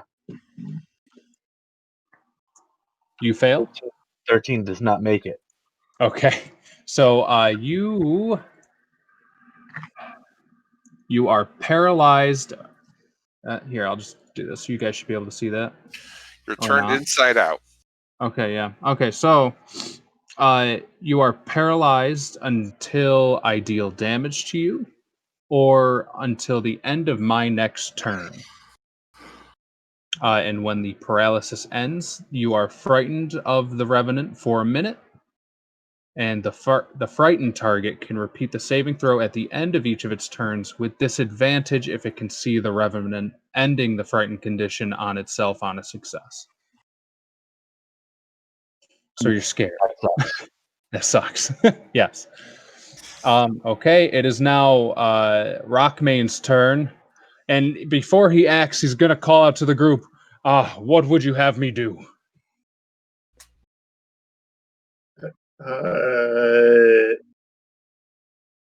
Protect the little one. His hands are like out, like, come on. Protect the little one. He gives you a nod, and he uses like all of his movement, almost all of it, to get over to the child, and is keeping spear in both hands pointed in the direction of the door. And that'll be his turn. He'll ready his he took the action to dash, so that'll be his turn. Chicken Tendy, it's your turn. Chicken Tendy sees some stuff going down. Gets right in there. Get He'll in there. fire off a flurry of blows. I'll aid you. If you do it from the other direction, you'll have advantage. Even with Bakar paralyzed? Yeah, he's not unconscious. incapacitated. Yeah, he's good. Okay. So, yeah, we'll go with the original thought process then. And we'll burn a key point and fire off some attack. All right. We'll See what you got. start off with a club. Ooh. 17. Let me double check. That does hit, yes. And there's some 6 bludgeoning, and then I'm going to deliver a mighty punch and then a kick. Definitely not. And a crit. Wow. Okay. That makes up for the miss, yeah? Yeah. All right. Ooh, 10. Wow. Yep. All right. Yeah. So you just come down to the back of its neck with the club. You go for a left-handed swing. You miss, and then you kick its knee out right in front of Bakar, and you see something snap inside of its leg, and then it adjusts itself back up. Looks to you for a moment, and then back to Bakar. So I guess since I'm forgetting the fact that I have Way of the Drunken Master, I do get 10 Mhm. feet of like wandering disengage. So now that I've Oh, okay. actually loaded up on a little bit of liquor, a little looser, do a little drunken stumble bum. Let's see, 5, 10. Yep. Okay. Well out of harm's way. Not a bad idea. Okay, it is now Camelia's turn once again. Okay, I'm going to stay where I am because moving is not beneficial for me with my weapon. And I'm going to reload my crossbow and take another shot at it. Okay.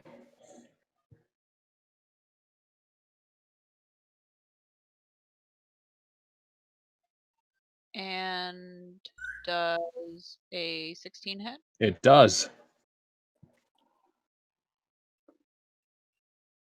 And that will be 6 damage.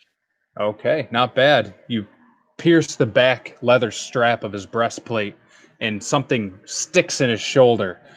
And you see his neck kind of twitch with the impact, and then his gaze once again resets on Bakar. Oh man, what did you do, Bakar? If I wasn't paralyzed, I'd be able to tell you. Sounds like. All right, meow meow. I think I'll just jump up on that little bench there again and try to fire off another shot. I'm going to try to speed this up a little bit, and I'm going to throw a little pepper into it. I'm going to go premium chromatic orb. There are little Um, schnapps in there. yeah. I think I'm gonna. What do you think here, guys? You think a little ice? Do you think ice would work on it? Did I my don't know. ice seem to do anything special to it? Nothing. It didn't. Okay. Okay. Can't hurt then. Yeah, maybe I'll try electricity. I'll try lightning. Okay. Yep. Here it comes. 16. 16 does hit. Yes. Okay. I was only casting it at first level, so All right. so it's gonna be 3d8. 6, 7, 2.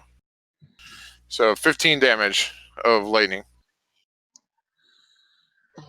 I'm sorry. How much? 15. Okay. All right. That was a hefty blow as you twist your yarn into a nice lightning bolt that shoots at him, and you see his nerves, whatever's left of them in his necrotic body, they kind of send his limbs up for a minute, and he once again rests down like a Frankenstein of sorts. Still trained on Bakar. Hmm. All right. And Guido, your turn. I'm Unless you're not done. I'm just gonna go over there again. Okay.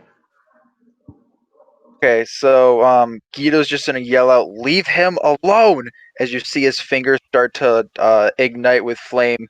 He's gonna move there, grab the Revenant's head, and cast Burning Hands at first level. Okay, outside of the okay.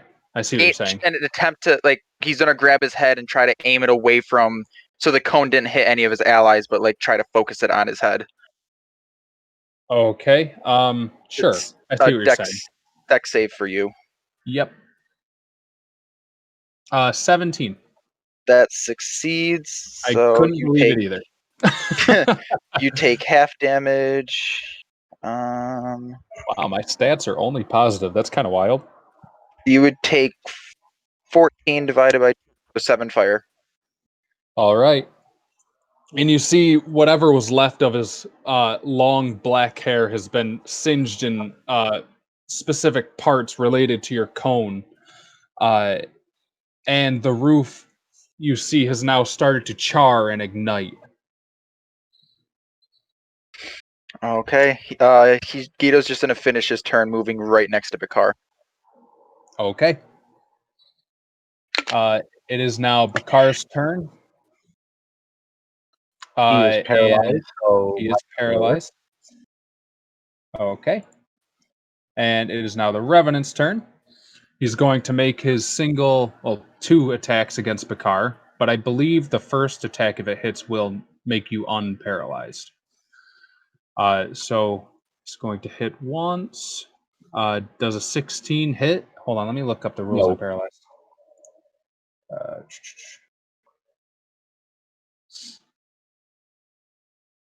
I have advantage, and any attack that hits the creature is a critical hit if the attacker is within 5 feet. So that's a crit Ugh. against you. So it's a crit. So I'm just gonna roll the 16 doesn't 2D. hit. It's an automatic crit since you're paralyzed.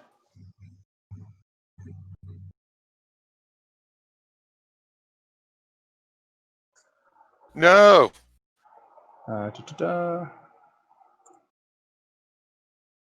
It's an auto Okay. crit if it hits, though. Didn't he just say it doesn't hit? Well, the condition reads a paralyzed creature is incapacitated, see the condition, and can't move or speak. The creature automatically fails strength and dexterity saving throws. Attack rolls against the creature have advantage. Any attack that hits the creature. Oh, sorry, that's on me then. So I rolled a 1622. But I didn't know I had advantage, so I read you the first number. Okay, so So 22 does hit. I yeah, got okay, right. my bad. Right. And if it hits, it crits. My bad. I'm mixing my things up. Oops. Okay, so that crits, and it's 2d6 plus 4 bludgeoning, so I'm just going to roll the 4d6 since it won't crit the damage of the program for me. 46 plus 4. 18 plus 4 is 22. Ooh. So 22 bludgeoning, but now you are unparalyzed, but you are frightened. To remind everyone what that is,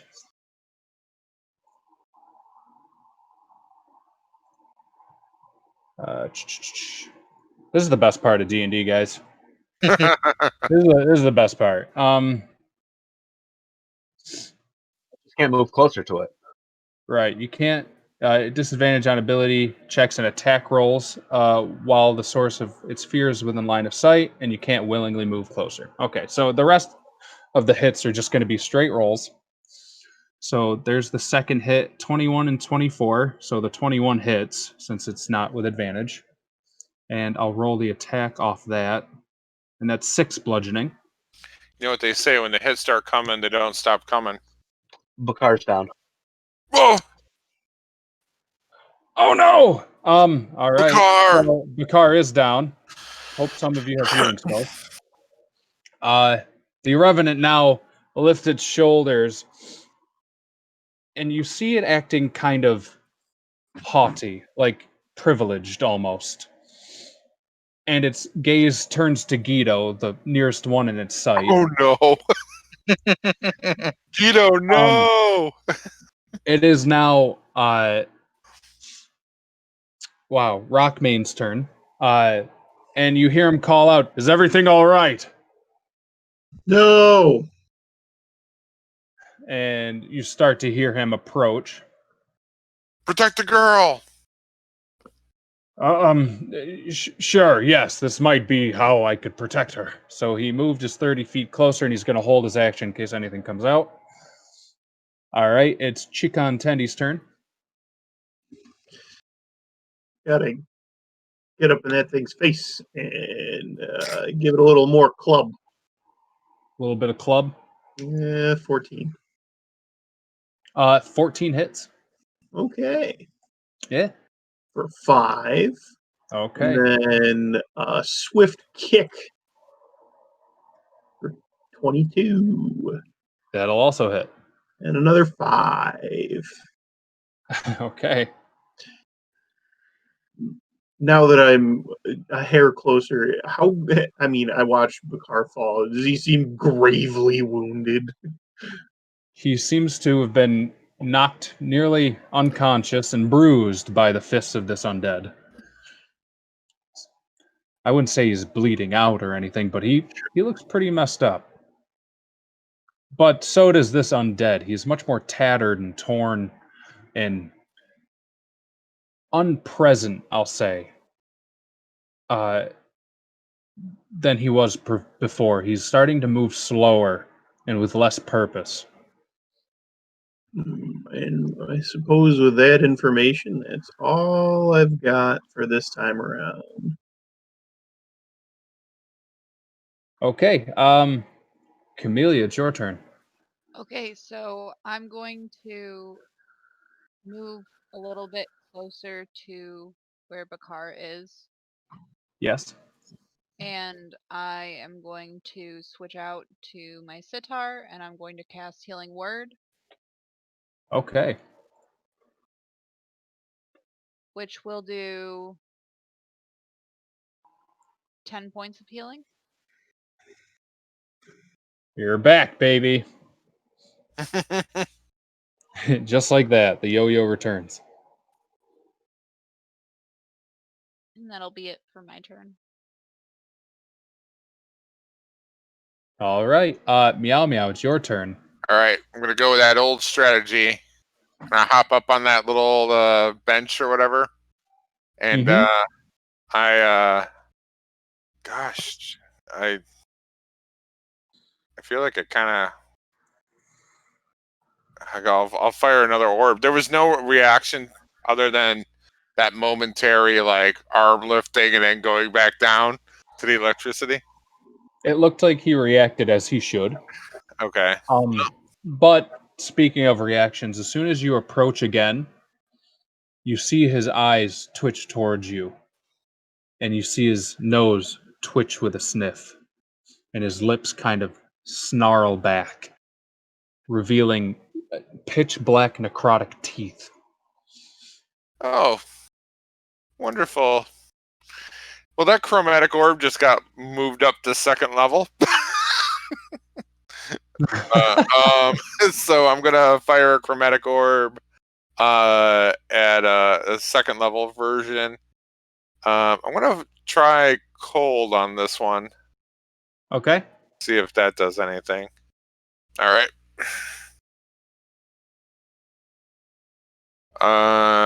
Does 17 hit? 17 hits. All right. So no. All right. All right. That's 14 plus 8. That's 22 damage. 22 damage. Yep. So, you blast this incredibly large and enervating energy ray of just cold, ice, frigid properties. It blasts his breastplate, and you see icicles start to form and shard off with the impact, and the cold creeps up and down the impact zone, and you see him start to freeze to the floor. And for a moment, you think maybe you had turned him into a statue, but his legs give way with a twitch, and it snaps the ice, and he is now looking at you with unprecedented hatred. Oh, no. Yeah. I'm going to. Oh no, I can't really get out. I think he'll probably charge me.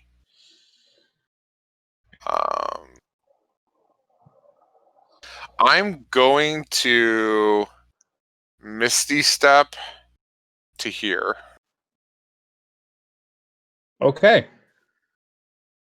Yep. Okay.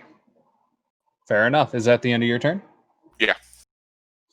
All right, Guido, it's your turn. Would he have lost sight of me by doing that?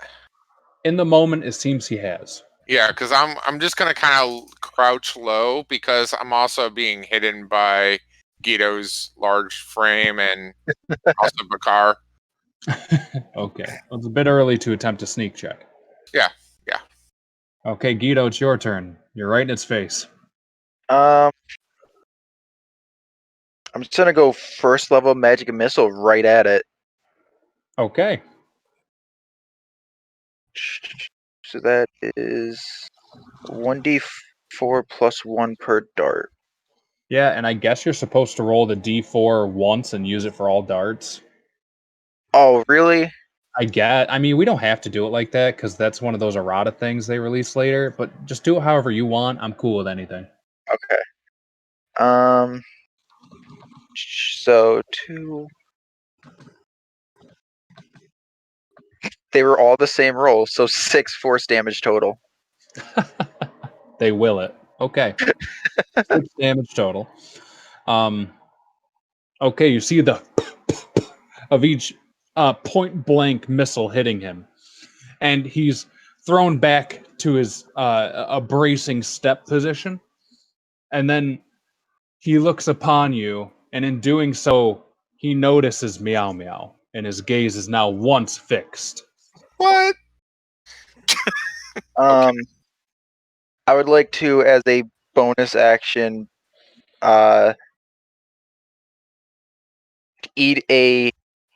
reach into my bag, eat a hot pepper, and cast Dragon's Breath on myself. Okay. He looks like he's taking a snack break. I know. Yeah. All right. Bakar, you're prone, but you're alive. Bakar is going to stand up. That's half movement, right? Yes.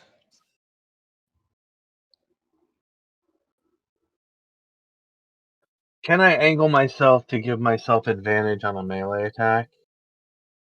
Not without moving through his position, or well, I mean, you could move towards Chicken Tendy, and oh no, that doesn't work yet. You would have to go here and then back to here and then into the doorway. That'll do it. So yeah, you can put yourself here. And then you'd have advantage because of Guido. And that's not too much movement? No, it's 5, 10, 15 feet. All right. That's Moving in what I'll do. diagonals. then.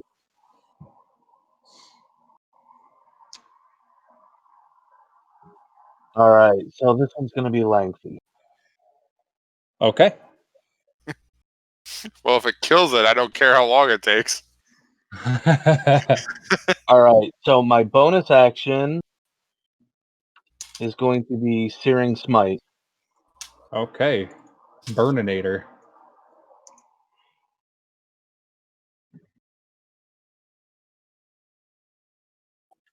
And then I'm going to make a melee attack because I have to. With advantage. Yes. 23 hits. Yes, it does. By quite a bit. All right. So Divine Smite is also getting pumped into that. Just the revenge punch. Mm-hmm.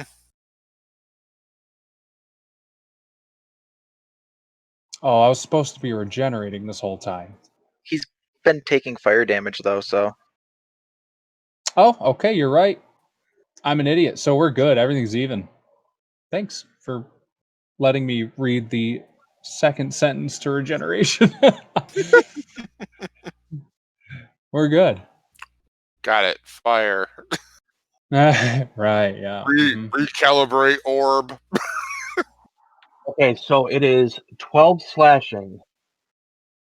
Wow. Okay. 12 slashing. Let me just get rid of that. Right. It Okay. is 6 fire, Okay. and then 13 radiant. Not bad. Wow. 13 radiant. So you punched him, correct? Great sword. Oh, great sword. Okay. All right. So yeah, you do a golf swing with your great sword. You cleave a searing line through his chest, and it completely splits his breastplate, leaving not only radiant white flame, but an orange flicker of flame alongside it. Embering inside his chest is a no longer beating heart that just sits there hanging like a meaty chandelier. And it's well illuminated due to Guido lighting the ceiling on fire. I'm It's about to somehow go. not dead, but it looks close.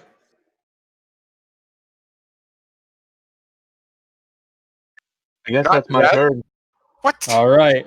That was very paladin of you. That's a lot of numbers. All right. It's now the Revenant's turn. And even though it was nearly cleaved in half, it's going to take a do moment. I still gotta roll my frightened? Technically you're supposed to have disadvantage against that attack, but it's cool. Never mind, I forgot to. Um, for frightened, yeah, you can.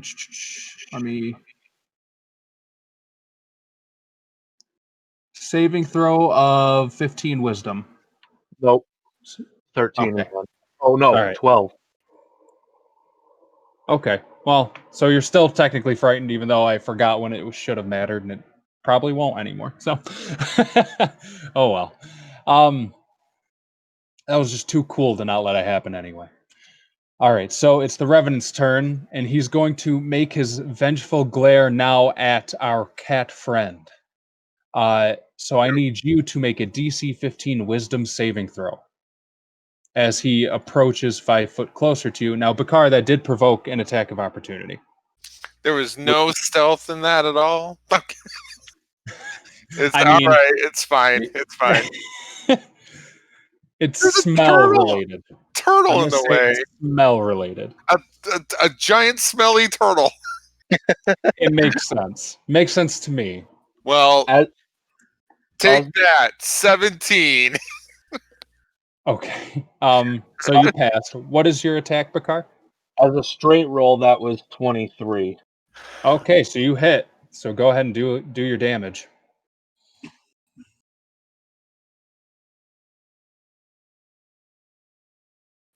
That's 11 plus 2 is 13.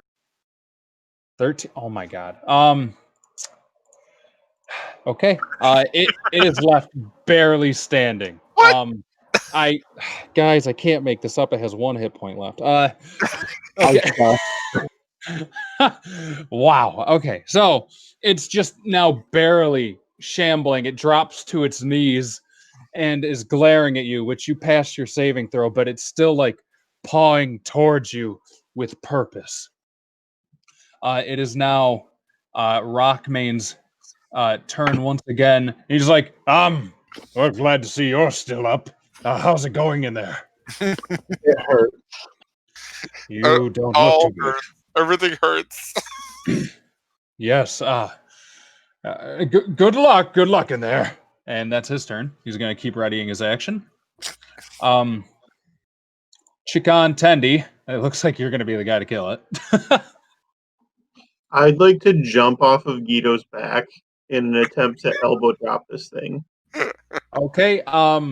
Make an acrobatics check of 15. If you pass, you have advantage on the attack. If you fail, you have disadvantage on the attack. Looks like I have disadvantage. Guido's shell is still slick from sewer fill. Oh god.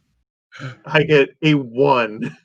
Oh I'll man. You use rolled a 1. Chrono. So I Okay. suppose Well, it's like I move 5 foot to jump on Guido, I slip and fall.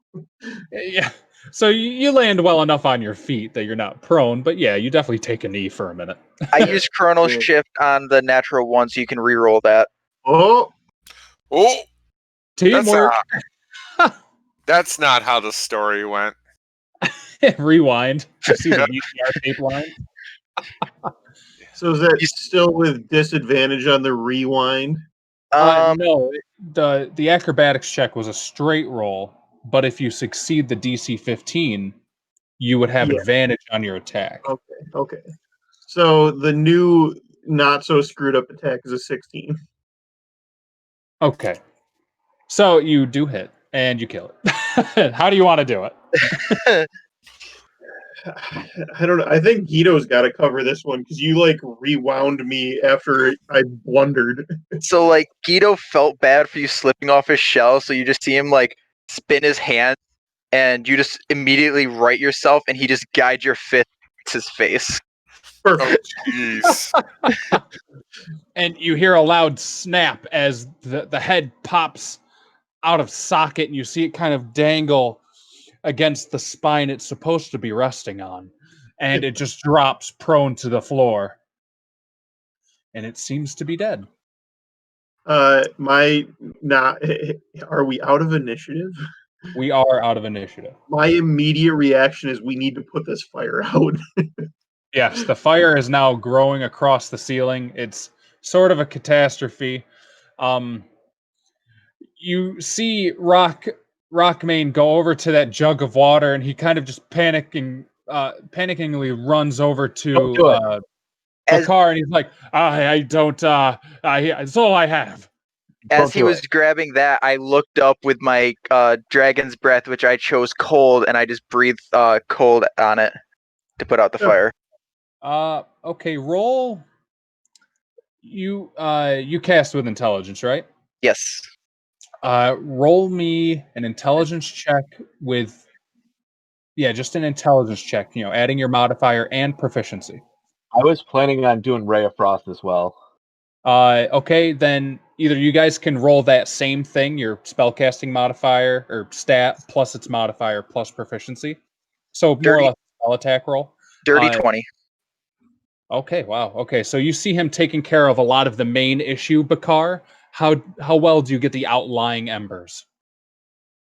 It was roll, modifier, and what else? More or less make a spell attack roll because it'd be your I believe 21 charisma. Okay, so yeah, you're able to shoot beams at whatever embers are catching up along the walls or any fabric that may have been laying around that got ignited. Uh, out of spite, you kind of aim your palm down at the head of this revenant. You blast its head with cold energy to put out its hair. It felt good to do so. But Good. once again, everything is quiet. I'm going across the room to see. Well, I suppose can I see across the room because I see that there's windows on the map, but are they open?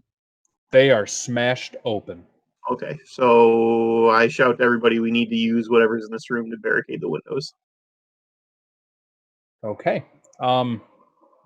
Now I believe this would be a good group survival check. Oh, okay. So if everyone wants to roll and give me your numbers, I'll take a very rough average. Hey, look at that. I rolled a natural 20. I 25. rolled a That's 19. definitely helping. 19. 19? Okay, looking good so far. I rolled a 7. 7? Okay, not the greatest, but you've been through a lot. What did you roll, Camellia? 6. A 6. Okay, we got the highs and we got the lows. 17. 17. Okay, and with that, you throw us into the mostly positive. And you guys are able to take whatever scrap furniture you can find and throw it right against those two windows. So, this stool, this chair in the corner, this bookcase, and obviously this bed, they're all making a great barricade. Upon like taking your hand and kind of giving it a jostle, it doesn't move. It seems quite sturdy, but you are able to still hear the outside. The wind is howling. It is now, if you had to guess from the light levels of the surrounding area, it seems to be somewhere in the 7 o'clock field of time. Now, here is that iron wardrobe that Rockmane had mentioned he stored his plate in. That plate is still sitting in there. Oh, Let's trying to help him get it on. I mean, I know how much Sure. it sucks to put on, so yes, let's help him. so Meow Okay. Meow helps get it on. No, not me. You see emblazoned on the front of this plate chest piece is first and foremost a great red owl with its wings spread facing towards the viewer, its claws or talons rather bearing a vigorous might. Underneath this owl is a crown with 6 points, golden inlaid in this breastplate. Underneath that crown is 2 crossing branches of wheat. This is the Dwendalian Empire's crest. Huh. You're able to get this on him within 5 minutes, and I'm just going to go ahead and upgrade his token to a full-fledged veteran. Cool. Do we want to take a short break? It's 9 o'clock. I think now would be a perfect time. Is Joe So- the voice of the void here? Okay. With that, I'm just about ready. We'll see you all in about 10 or 15 minutes. Sounds good.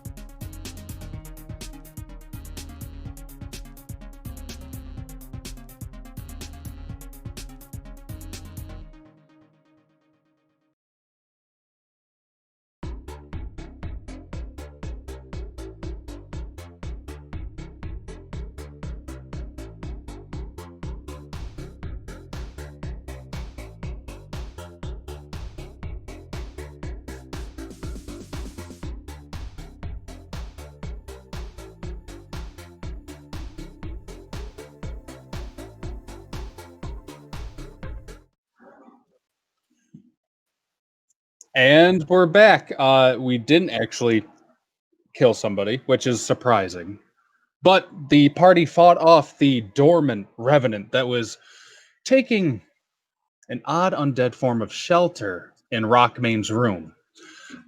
Returning to the party, they have just adorned Rockmane in his well-earned Dwendalian plate, which has more or less upgraded his person to a veteran when it comes to stat blocks. A little more useful now.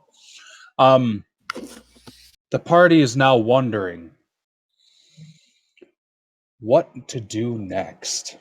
They barricaded the windows of this room, giving them a little more floor space to work within plan, but there's still rats in a cage surrounded by the undead maw that lies in wait outside.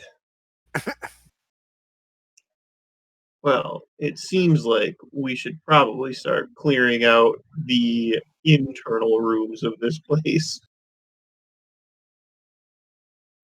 I mean, at this point, it almost feels like maybe we should go back through the sewer. I mean, we could. We could exit through the gift shop. I just feel like no matter what, we're gonna keep getting things coming towards here. We're not really gonna get a clean break. So what's the worst that could happen by investigating the other way? Man. Did we find out what the one guy's name was? Not Rockmaw or Rock, whatever, Rockmane, but the weird fiend thing, Zakevius. Zakevius. I think we should talk to Zakevius again and see what his plan to find the Cerberus assembly was, if we can leave from here, or if there was a better exit plan. I think he was out still at the bar, so he should be just right outside the door. Yeah. I definitely don't know if I want to go back into the sewer unless we absolutely have to, because it was awful down there. So, as you all exit the room and look at the bar, you see two sets of furry Grinch-like fingers on the bar top with a nose that's kind of been flopped onto the wood, sniffing about. And as soon as it catches wind of you, you see a single monocle peer above the counter. Is it dead? As dead as something that's already dead can be, yes. He snaps a finger. All right. Is it like for real dead now? We burned it pretty good. It's not moving. Definitely broke its weird bones, I guess. Yes, they do have bones. It will I have believe. a much harder time fighting back if it's still alive. How about that? Well, And he kind of like claps his hands to dust them off. I think we did a really good job, guys. Good job, everybody. Yeah, you did awesome, guy. Thank you. Thank you. I held it down here. Down there on the floor, right underneath the bar. Yes. And from the bar, the right side of the bar, according to your characters, crawls out the young dragonborn girl. She's now taken her blanket and tied it around her neck like a cape, and she raises the spoon with hand on hip. You did it. We did it. Did you find my mom? Not yet. Not in that room. Her shoulders slump, and she kind of just lets the spoon drop. What does she look like? I mean, she looks like a dragonborn. She's got dark scales. They seem to be a shifting range between dark blues and a black. She has two curled horns that curl around her, the back of her skull and point back up towards her mouth, kind of like a ram. Okay. to the end of one of these horns is a pink bit of ribbon tied in a nice elven knot with bow ties hanging off the sides. And her clothes are common but colorful. And she has an abnormally long tail for a dragonborn. Some don't even have tails here in Wildemount. Those would be Ravenites. And then there's the other one that I forget that do have tails and sometimes wings. I think it's like Draken blood. I could be wrong though. Brian, which one is it? That is a good question. I can tell you in a second. All right, yeah, look it up. He's my recon guy. But she seems to be of the other breed of Dragonborn, the ones that seem to have more of a draconic property to them. Sure. So I get an idea of the mother is probably similar in looks. You're right, Draken blood. Yes. Okay. Yes. Okay. So she is now kind of like sulking. She kicks the spoon out of her way and she goes to flip over a stool and then sit in it. The Arcanoloth is now like really fastly flipping through his large tome. And he licks a furry finger, flicks, flicks, flicks, seemingly 100 times a second. Just pages are flying through this book.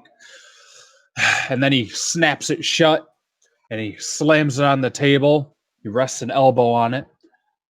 He says, "Well, I think we're boned."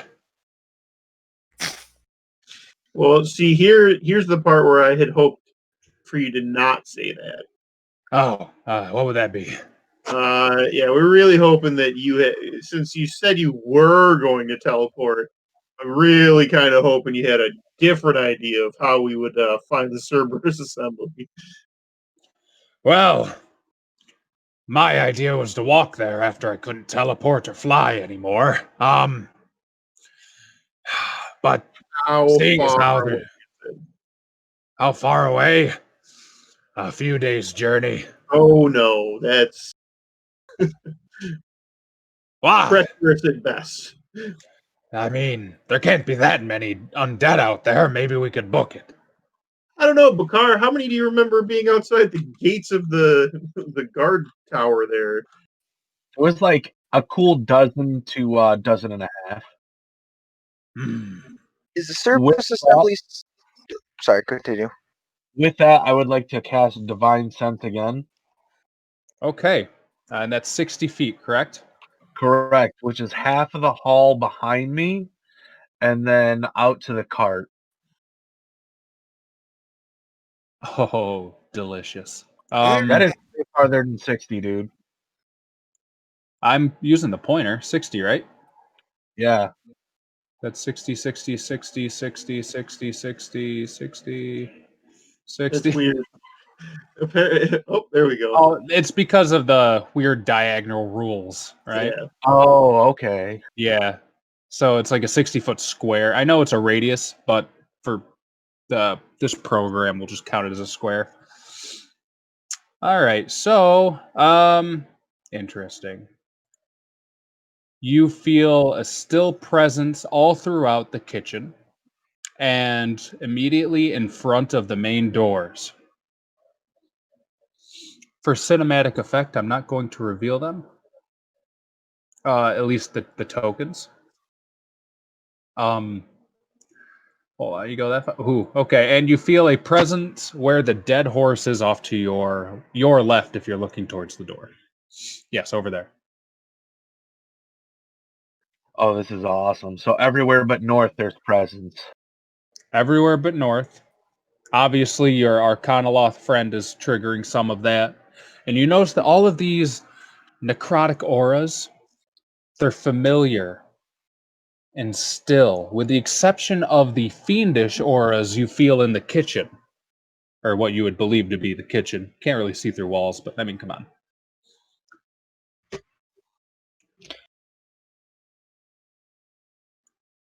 What does the Spidey sense tell us? Guys, it's bad, I think. And I'm going to relay the information that I just divined. So back to the sewer. So the worst of the evil in here is in the building with us then. I believe so. Do we dare?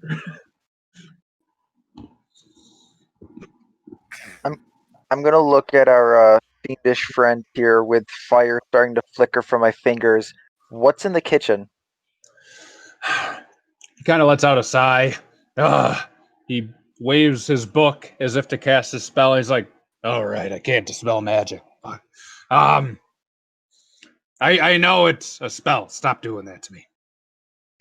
Anyway, I lower my hand, but it's still flickering in my fingers. all right, you look mighty cool, big guy. But anyway, what's in the kitchen? I couldn't tell you. I'm guessing cucumbers from what Rockmane was complaining about. Oh, Insight Well- check. I don't believe him. Okay, roll your insight. That is a 12. He seems to not really know what you're talking about.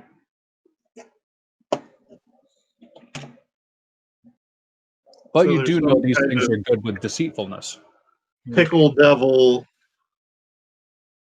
Gonna- Oh no. I'm gonna. Oh no.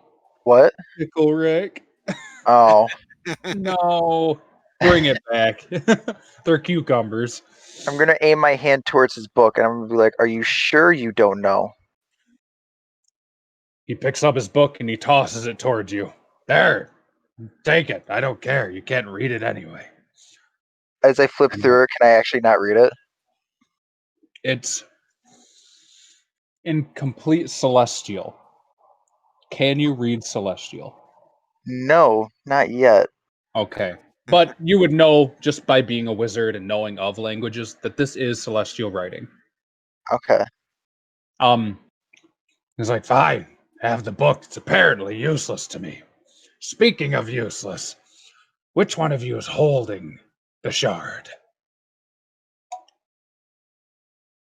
I don't even know what you're talking about. I'm gonna make you roll deception. It's perfect because it's a -1. But it's still really high. Still an 18. Okay, 18. So you pipe up, but he doesn't take that as you're admitting guilt. He takes it as you're being honest. So he kind of nods towards you and is expecting an answer. So, you said you had it, and I know I smelled it when you were in the sewer. Do I need to walk around you and sniff, or is somebody gonna fess up? I mean, you can sniff me again if you want, but you already said I smell like, water garbage. So he kind of like uses his arms to raise himself off from his seating position at the desk. And he's like, fine. And he stomps over to you, sniffing wildly towards the ground like a bloodhound. And he's like, I know it's you. Just can I see it for a minute? I'm not even trying to take it. It's done enough damage. He's on me? Yes. I don't think I ever. If I'm wrong, I'm sorry. Which one of you has it? out of character, it's me. I have it in my bag. Oh, okay. You I almost passed the deception check against the DM. Okay. Okay. I thought so, but I didn't want to be an ass. Okay. He's sniffing around and he seems relatively convinced that he smells it on you. Bukar pulls out the jewelry and asks Guido if that's what he was talking about. I don't think your jewelry is what he's referring to. I don't even have any of my usual silly stuff that I pick up, like sewer knickknacks, so I can't even offer him something just goofy. I really don't like the term sewer knickknacks. Well, I mean, get used to it because it's going to be a thing now.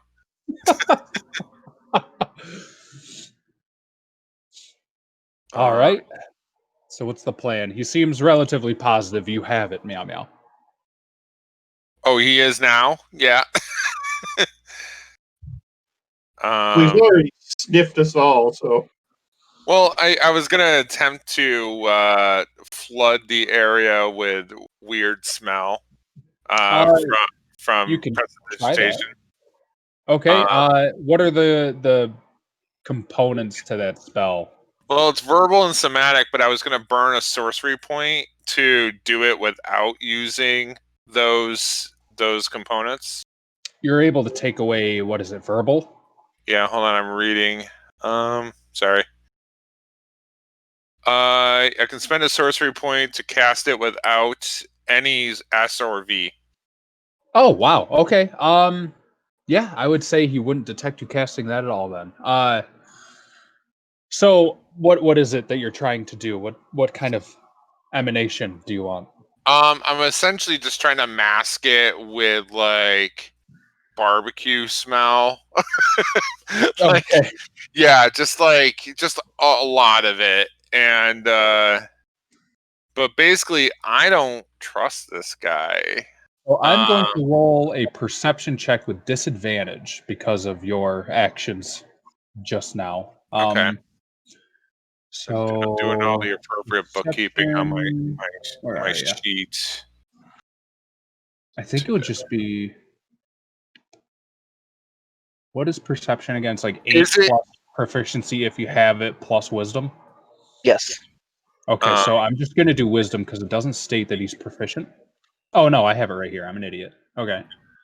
11 with disadvantage. So, I would say that's not good enough to detect it. So he's starting to believe you. He's rubbing his scruffy chin and he seems doubtful of himself more than anything. what Maybe I'm losing my edge. what would it have provided us even if we had it? Well, see, this shard, I believe, is going to be used to resurrect Torrig whenever they get their hands on it. They usually do some sort of spell circle with a triangle and circles involved. Here, I think I have a copy of it. And he goes back into his robe with an arm and he pulls out what seems to be an exact copy of the sigil on the ground that you scraped up and ruined. Yeah. Um, eh, Yeah. I did make a poor copy of it in my book. right. So So you two would be able to compare notes and know for sure that you guys are talking about the same thing. yep. Um, and he begins speaking again. As soon as they open the mouth in the center of the world, I think their purpose is to consume all of Exandria, which, if anything, is stupid because if there is no Exandria, there is no life on Exandria, and if there is no life on Exandria, there cannot be death on Exandria, and if there is no death on Exandria, there cannot be any undeath on Exandria. If anything, I perceive this to be a move of spite for being cast away as a failed betrayer god. and he starts to do air quotes and mocking gestures. Seems like somebody's a sore loser. Hmm. And what would have been the game plan if we had it? Because we may have to Well, go back into the sewer to go get it. good point. I handed it off to a guard because he noticed my nature. And I Yeah. also handed him a fake staff that I was able to convince him was my spellcasting focus. He wasn't very bright. Um, but I couldn't get away with smuggling the crystal, and it was too magical, really, to make it obvious that it wasn't important. So he took off with it and promised to bring it back once he saw the Cerberus assembly in town. They were supposed to be here yesterday. I don't know if they showed up or not. The plan was to give it to them so they could have it in safekeeping, and then in the background, they could snuff out this undead maw society or whatever they call themselves. Hmm. Yeah, they have a bunch of stupid names. He Yeah. seems relatively unimpressed with the cult. All right. So, really no place to talk to the group without him hearing. So, Well, and he can also like read our minds. So yeah. Well, that's a good There point. is that. You did notice, however, that he, even though you would have been thinking to hide the scent of the crystal on you, Uh-huh. he didn't take note of that thought. So it almost seems like he has to choose to do it. Okay. Mm. So me doing the meow meow meow meow intermittently didn't do anything. Okay, got it. It may have turned it off. Okay, because I haven't really stopped. That explains a lot. Yeah. So maybe he just Ringo's hasn't. tongue is just Maybe he meow. hasn't. Yeah, maybe he just hasn't trained the Eye of Sauron into my mind yet, fearing the worst. All right. Well, I guess we'll have to. I don't know what to do here because I don't want to. I don't know if I want to reveal yet that we have it, and also you like. I don't even think very many of us know that you have it. No, I revealed that to you guys when we were in the because I think I brought it out when we were talking about the symbol before the paper. Oh, yeah, because I tried to identify it and I had something talking to me. Yeah, That's right.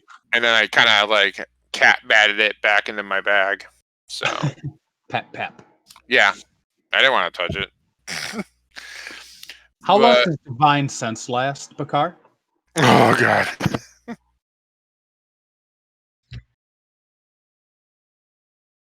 Until the end of my next turn, which would have been a while ago. Okay.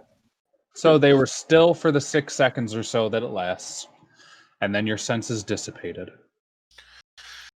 So I guess we have to kind of figure out what we're going to be doing. Like I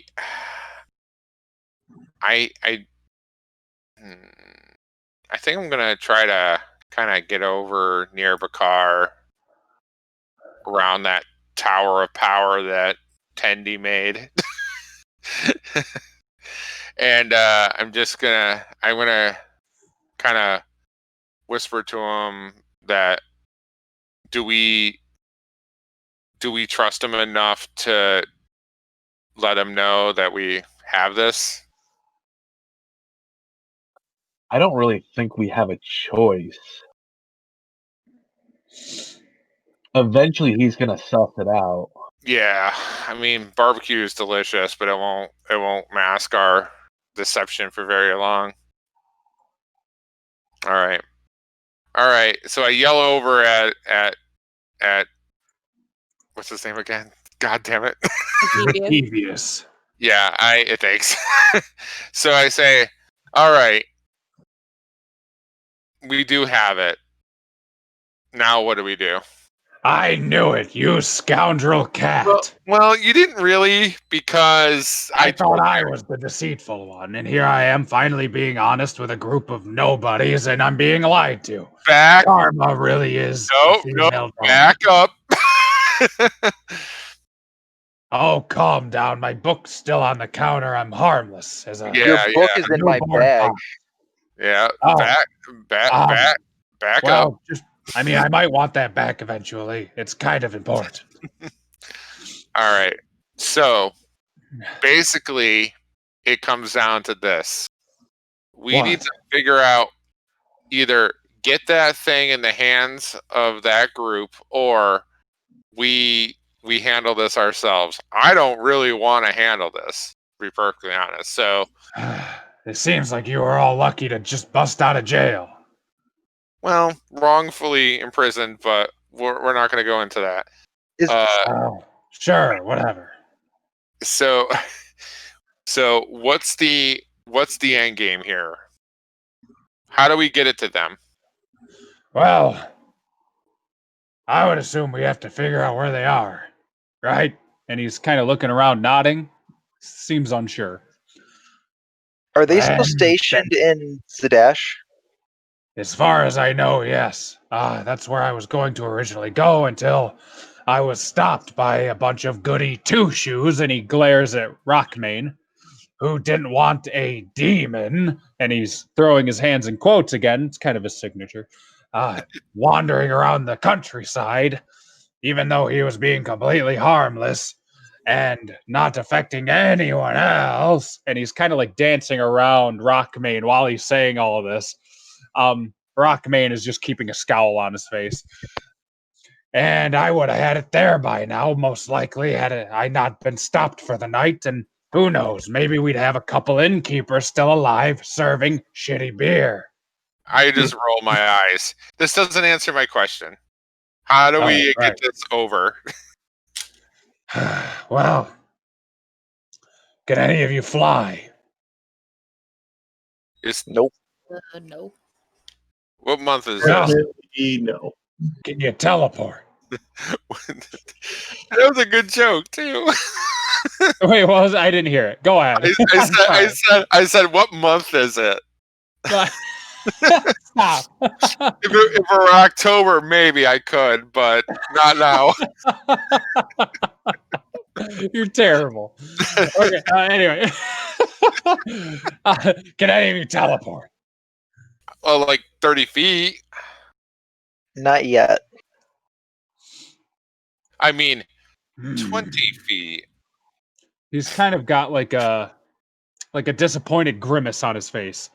Well, looks like we're huffing it, boys and girl. Nods to Camellia. Thanks. Bakar's head snaps up like he just had a genius idea. Why don't you just talk to them in their minds? Tell them to come get it. It doesn't go that far. If it went that far, I wouldn't be here still. Convenient. I wouldn't say convenient.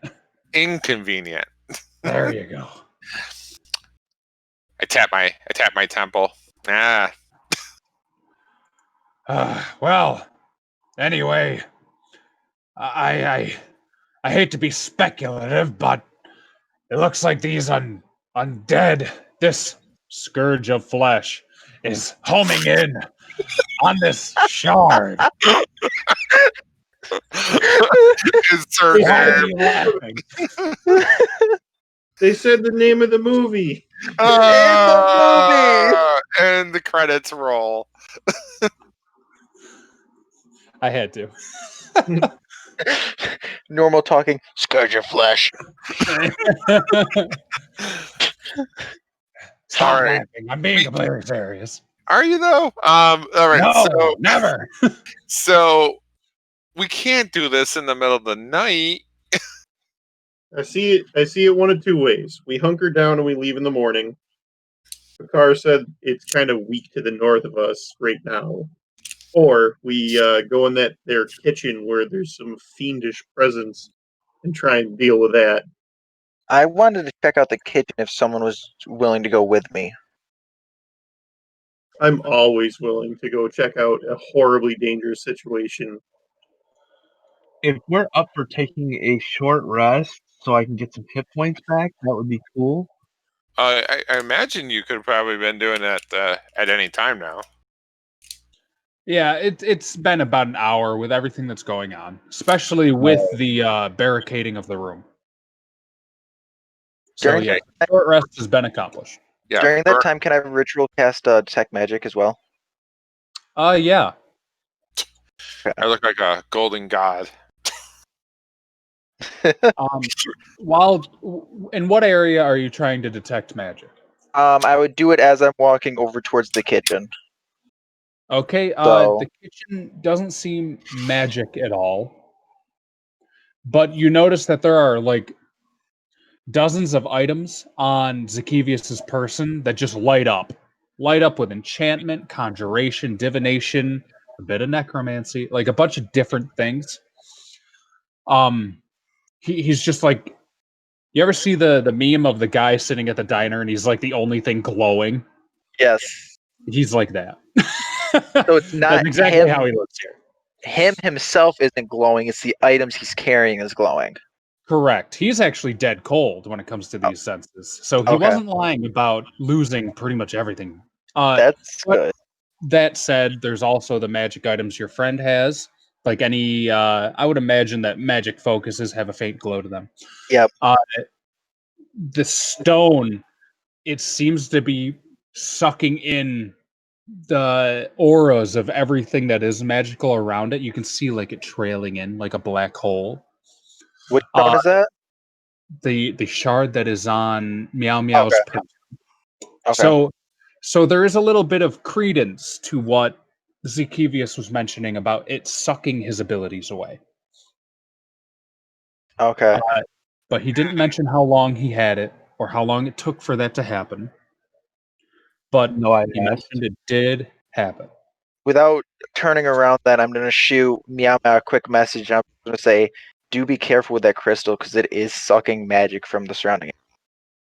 Oh, Zakivius replies in Meow Meow's head, "Yeah, I wasn't kidding." meow, meow, meow, meow, meow, meow, meow, meow. All right, fine. He seems to stop talking to you that way. Yeah, you should. And then he speaks to you in common, normally. And he says, "You know, it's really annoying. Yeah, that's why I'm doing it. I was just trying to help." It's really annoying when you creep into my head without telling me. That's fair.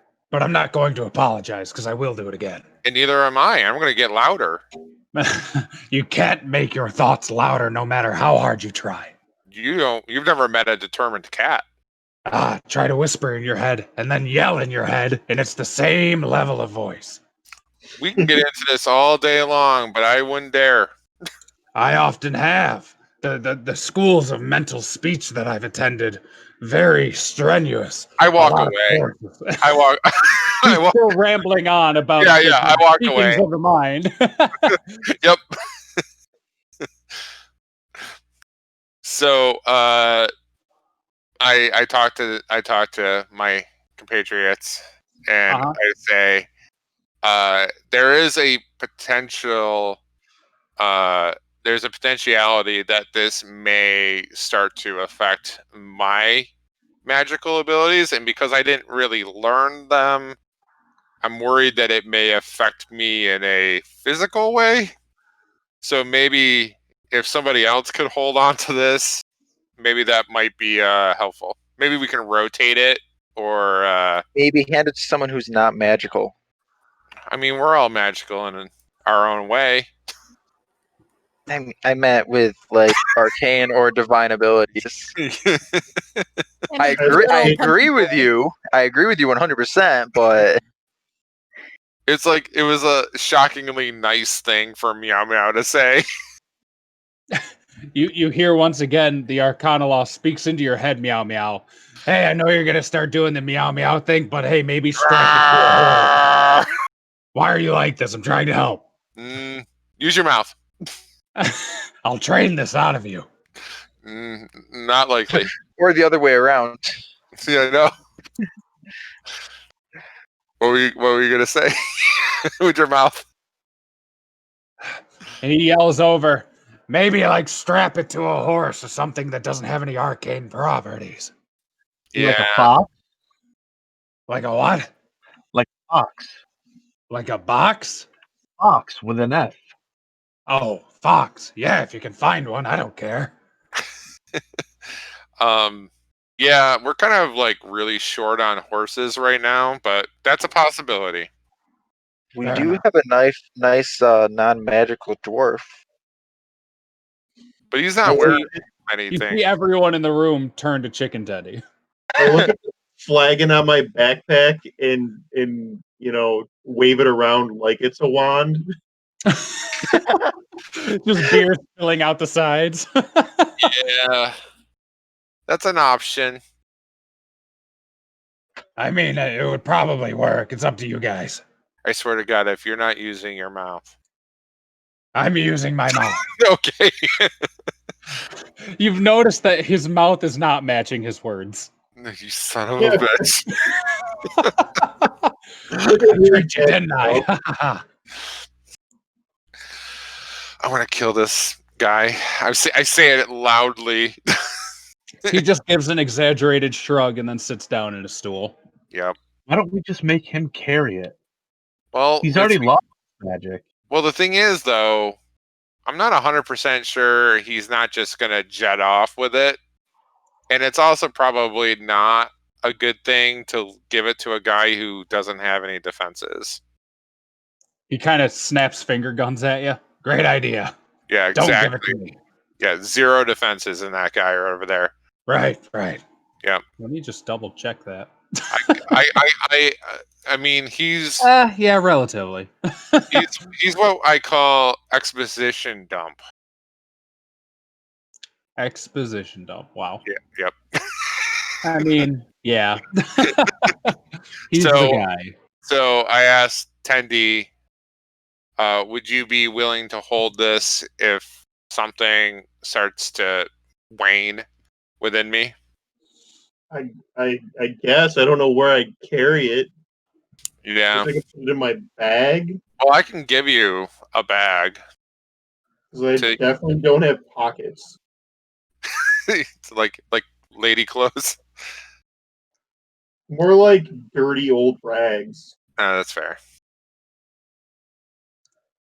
All right. So up until we start to notice some anomalies, I guess I'll just keep holding it.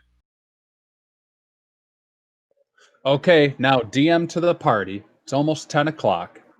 Are we going to progress into a battle, or would you like to end it soon? I would kind of like to end it soon. Okay, you do have wires to oil, or whatever it is you do. I need to tend to this grievous poison ivy is really Yeah. more what it is. Right. Fair. Okay, well, we can finish up with the conversation and then end it. Just wanted to ask before things get a little hot and heavy. Oh no. Well, before we go in to the room, I did want to do another divine sense just to make sure. All right. Sorry, that was his voice, not mine. So, yeah, DM problems. You sense...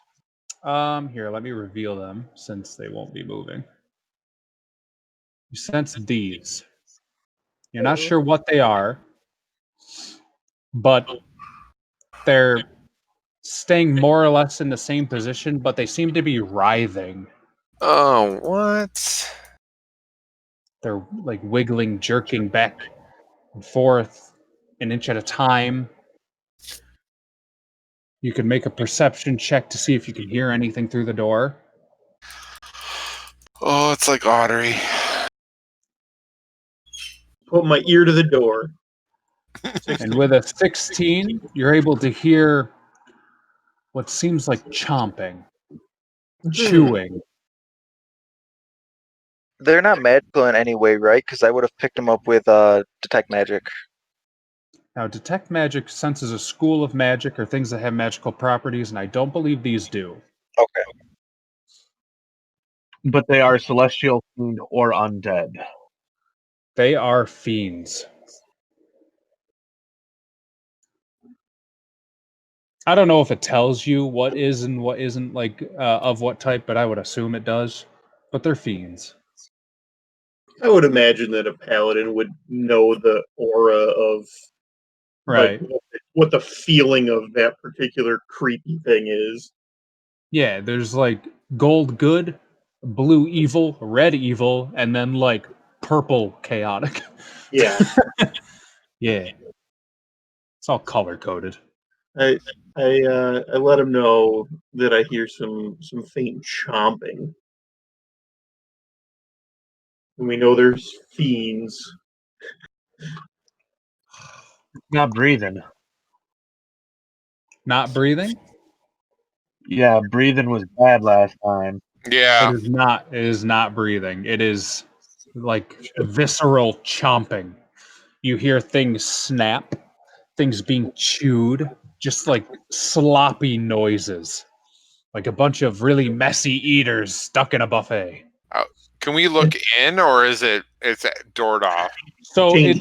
it's like a double door system, and there's the chain wrapped around the two large door hooks, right, to kind of keep it closed. Now, you can pull with all your might to get like a crack in the door. And with doing so, you see like these odd blue shapes that seem to be like circles face down in the store piles of the food, just destroying whatever is left of it. Just throwing scraps of food here and there, chomping, almost like some sort of corrupted Pac-Man. It has Oh. it has several limbs that come from this circular oval shape, split in half by a set of teeth and a gut and a large tongue that flies out. You see orange, piercing eyes that peer up from the food to take a look at any surrounding source of vegetation, of meat, of nutrient. The claws scrape and they tear at the piles of food. The feet kick in the air, trying to get any propulsion they can to fill these maws. They writhe and they eat, and they seem quite busy. Okay. Well, Um, that's Hey, what you looking at? um, nothing good. What do you mean? Well, it looks like something's eating the leftover food. What? And he stands up quickly and he adjusts his monocle. What are you talking about? He starts to walk over towards you. It's like, let me take a look. And he peers through the door. Oh boy. That's you see him counting on his fingers. He has 3 total fingers on a hand and then a thumb. He raises all of them. Yeah. Those look like maw demons. And he looks at all of you. Who did you piss off? And I think that's where we should end the session. yeah. Wow. Oh. Some maw demons. Those sound fun, and definitely not like they'll be Yeah. horrifying. There goes Oh. all the cucumbers. Oh, thank God. I know. Somebody's going to be happy about I'm that. gonna have to like hide a pickle or something instead, and hope it works That's the same. disgusting. Like your cat clothes are gonna smell like vinegar. Hey, that's what prestidigitation is for. That's the digitation. Yep. Well, I think everything's going really well, guys. We're about halfway through this one, and I'll start working on the next one soon. Excellent. So yeah, thank you all for joining. Mr. Switchboard Man Joe. I'm almost done here, but thank you to all viewers that we may or may not have had. We thank you. Tune in again, not next week, but the Wednesday after next Wednesday. We got to take a week break because I'm a busy man. Then we will start up once again. In the meantime, I hope my players can learn how to kill things better or be killed. You never really know how it's going to go. I'm trying my best to kill them, guys. I really am, but they're just too strong. I keep giving them too much power, and it's just not working for me. So, with that said, thank you all, and goodbye, everybody. Everyone gets to say goodbye.